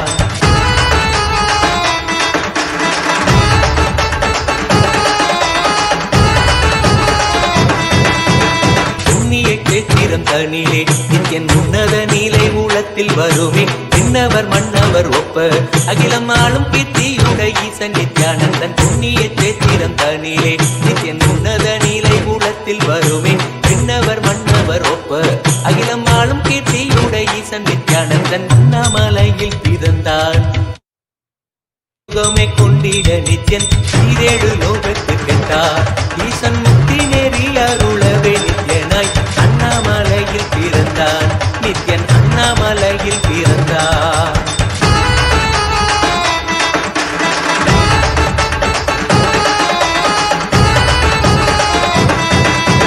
முப்புரி நூலை தரித்தவன் ஐயன் வேதியன் வெந்நீர் பூசிய நித்யன் அண்டத்தின் மூலம் காரணன் முடிவற்ற ஆனந்தத்தை கொண்டற்கு அருள்வார். முப்புரி நூலை தரித்தவன் ஐயன் வேதியன் வெந்நீர் பூசிய நித்யன் அண்டத்தின் மூலம் காரணன் முடிவற்ற ஆனந்தத்தை கொண்டற்கு அருள்வார். அண்ணாமலையில் பிறந்தான்.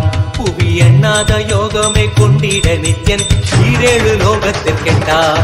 ஈசன் முக்தி நெறி அருளவே நித்யனாய் அண்ணாமலையில் பிறந்தான். நித்யன் அண்ணாமலையில் பிறந்தான்.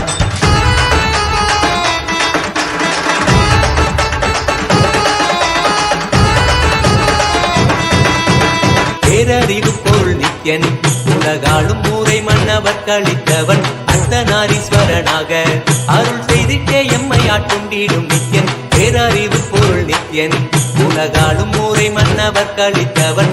அர்த்தநாரீஸ்வரனாக அருள் செய்திட்டே எம்மை ஆட்கொண்டிடும் நித்யன் அண்ணாமலையில் பிறந்தார். புவி எண்ணாத யோகமே கொண்டிட நித்யன் ஈரேழு லோகத்திற்கிட்டார். ஈசன் முக்தி நேரி அருளவே நித்யனாய் அண்ணாமலையில் பிறந்தார். நித்யன் அண்ணாமலையில் பிறந்தார்.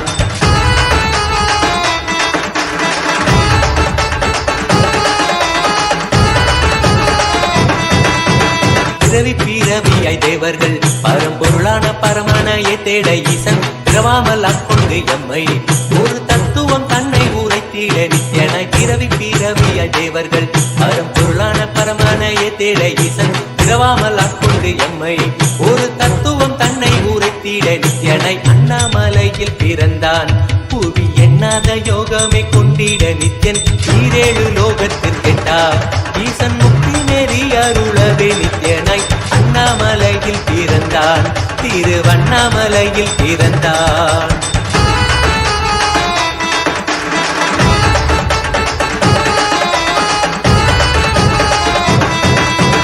எண்ணிலா வடிவமுடையவன் என்னும் எண்ணம் கடந்த முதற் பொருளானவன் பிறவி எடுத்தே சலிக்க அருள் தாகத்தை தீர்த்தன் வீணைகள் களைந்தான். எண்ணிலா வடிவமுடையவன் என்னும் முதற் பொருளானவன் பிறவி எடுத்தே சலிக்க அருள் தாகத்தை தீர்த்தன் வீணைகள் களைந்தான். அண்ணாமலையில் பிறந்தான்.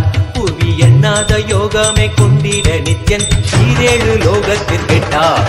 ஈசன் முக்தி நெறி அருளவே நித்யனாய் அண்ணாமலையில் பிறந்தான். நித்யன் அண்ணாமலையில் பிறந்தான்.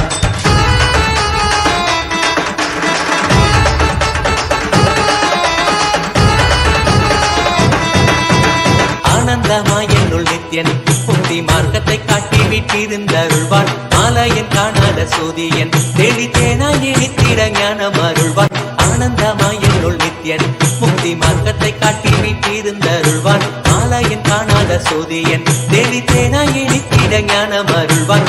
அண்ணாமலையில் பிறந்தான். புவி எண்ணாத யோகமே கொண்டிட நித்யன் ஈரேழு லோகத்திற்கெட்டார். ஈசன் முக்தி நெறி அருளவே நித்யனாய் அண்ணாமலையில் பிறந்தான். நித்யன் அண்ணாமலையில் பிறந்தான்.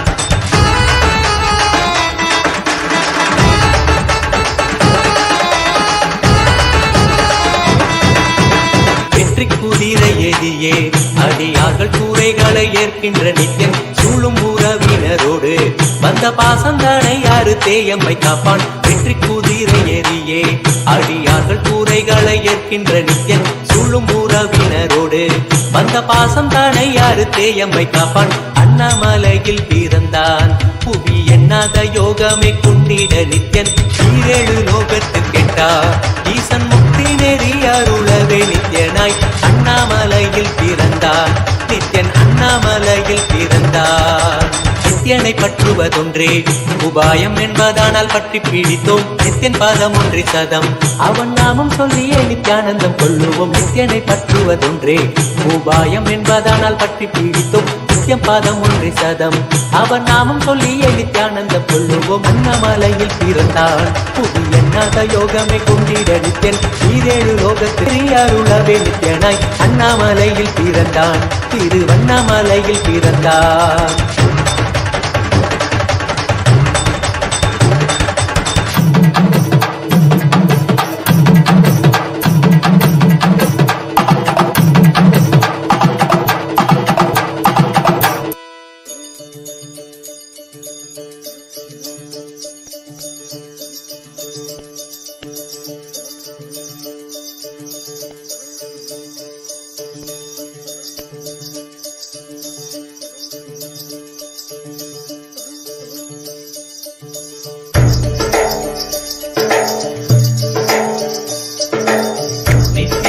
நித்யானந்தா நித்ய ஞான நித்யானந்தா ஞான திங்கள் நித்யானந்தா நித்யானந்தா நித்ய திங்கள் நித்யானந்தா நித்ய ஞான நித்யானந்தா ஞான திங்கள் நித்யானந்தா நித்யானந்தா நித்ய திங்கள் நித்யானந்தா நித்ய ஞான நித்யானந்தா ஞான திங்கள் நித்யானந்தா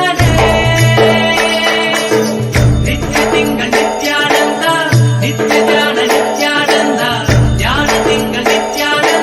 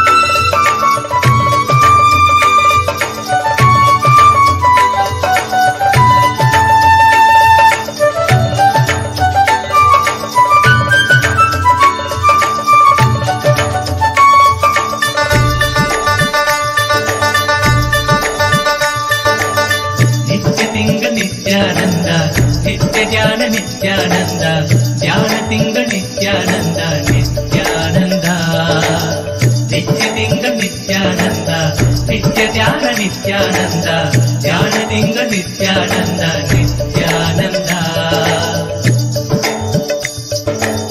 ನಿತ್ಯ ತಿಂಗ ನಿತ್ಯಾನಂದ ನಿತ್ಯ ಧ್ಯಾನ ನಿತ್ಯಾನಂದ ಧ್ಯಾನ ತಿಂಗ ನಿತ್ಯಾನಂದ ನಿತ್ಯ ತಿಂಗ ನಿತ್ಯಾನಂದ ನಿತ್ಯ ಧ್ಯಾನ ನಿತ್ಯಾನಂದ ಧ್ಯಾನ ತಿಂಗ ನಿತ್ಯಾನಂದ ನಿತ್ಯನಂದನೇ ನಿತ್ಯಾನಂದ ಸತ್ಯವೇತ್ತನೇ ನಿತ್ಯಾನಂದ ವೇದ ರೂಪಣೆ ನಿತ್ಯಾನಂದನೇ ನಿತ್ಯನಂದನೇ ನಿತ್ಯಾನಂದ ಸತ್ಯವೇತ್ತನೇ ನಿತ್ಯಾನಂದ ವೇದ ರೂಪಣೆ ನಿತ್ಯಾನಂದನೇ.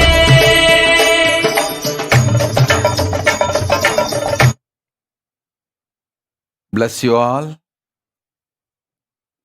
as a living, complete manifestation, as a living Purnavatara of Paramashiva. I bless you all. Let's all radiate with integrity, collective integrity, authenticity, responsibility, enriching, causing, living Paramadvaitam, Shuddhadvaita Saivam, the state, space, being, powers, superconsciousness and Kailasa of Paramashiva, Paramashivoham, Om Nithyananda Shivoham, the eternal bliss Nithyananda. Thank you. Be blissful.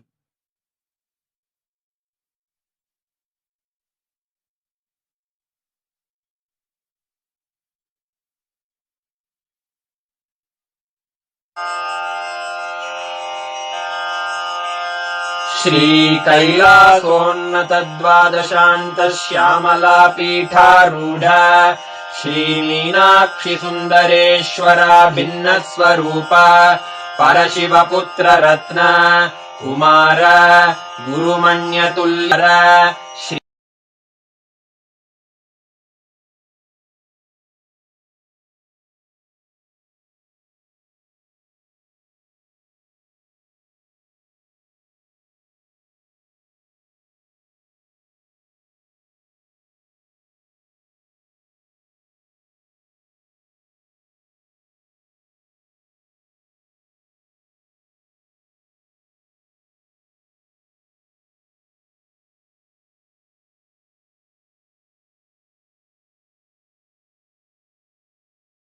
Hinduism, Jagadguru Mahasanidhanam, His Divine Holiness, Bhagavan Nithyananda Paramashivam. Let's start with the Sadguru Vandanam. Nithyanandam Paramasukadam Kevalam Jnanamurtim Dvandvatitam Gaganasadushnam Tattvamasya Lakshmam Ekam Nityam Vimalamachalam Sarvadi Sakshi Bhutam Bhavatitam Trigunarahitam Sadgurum Tam Namami. Let's go through the disclaimers. Security measures: no photography, video, audio recording. Important cautions: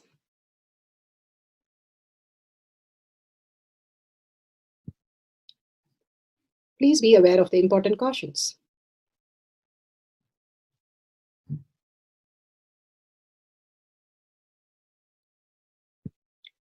What is spa manifestation? Let's hear from Bhagavan himself explaining what is spa manifestation. All the 25 states of consciousness, when they happen in you, due to your ups and downs, it is powerlessness. When it happens in you, out of your free will and consciousness, it is powerfulness. That's all. When you fall into sleep, it is powerlessness. When you enter into sleep, it is powerfulness. When you fall into dream, it is powerlessness. When you decide to dream, it is powerfulness.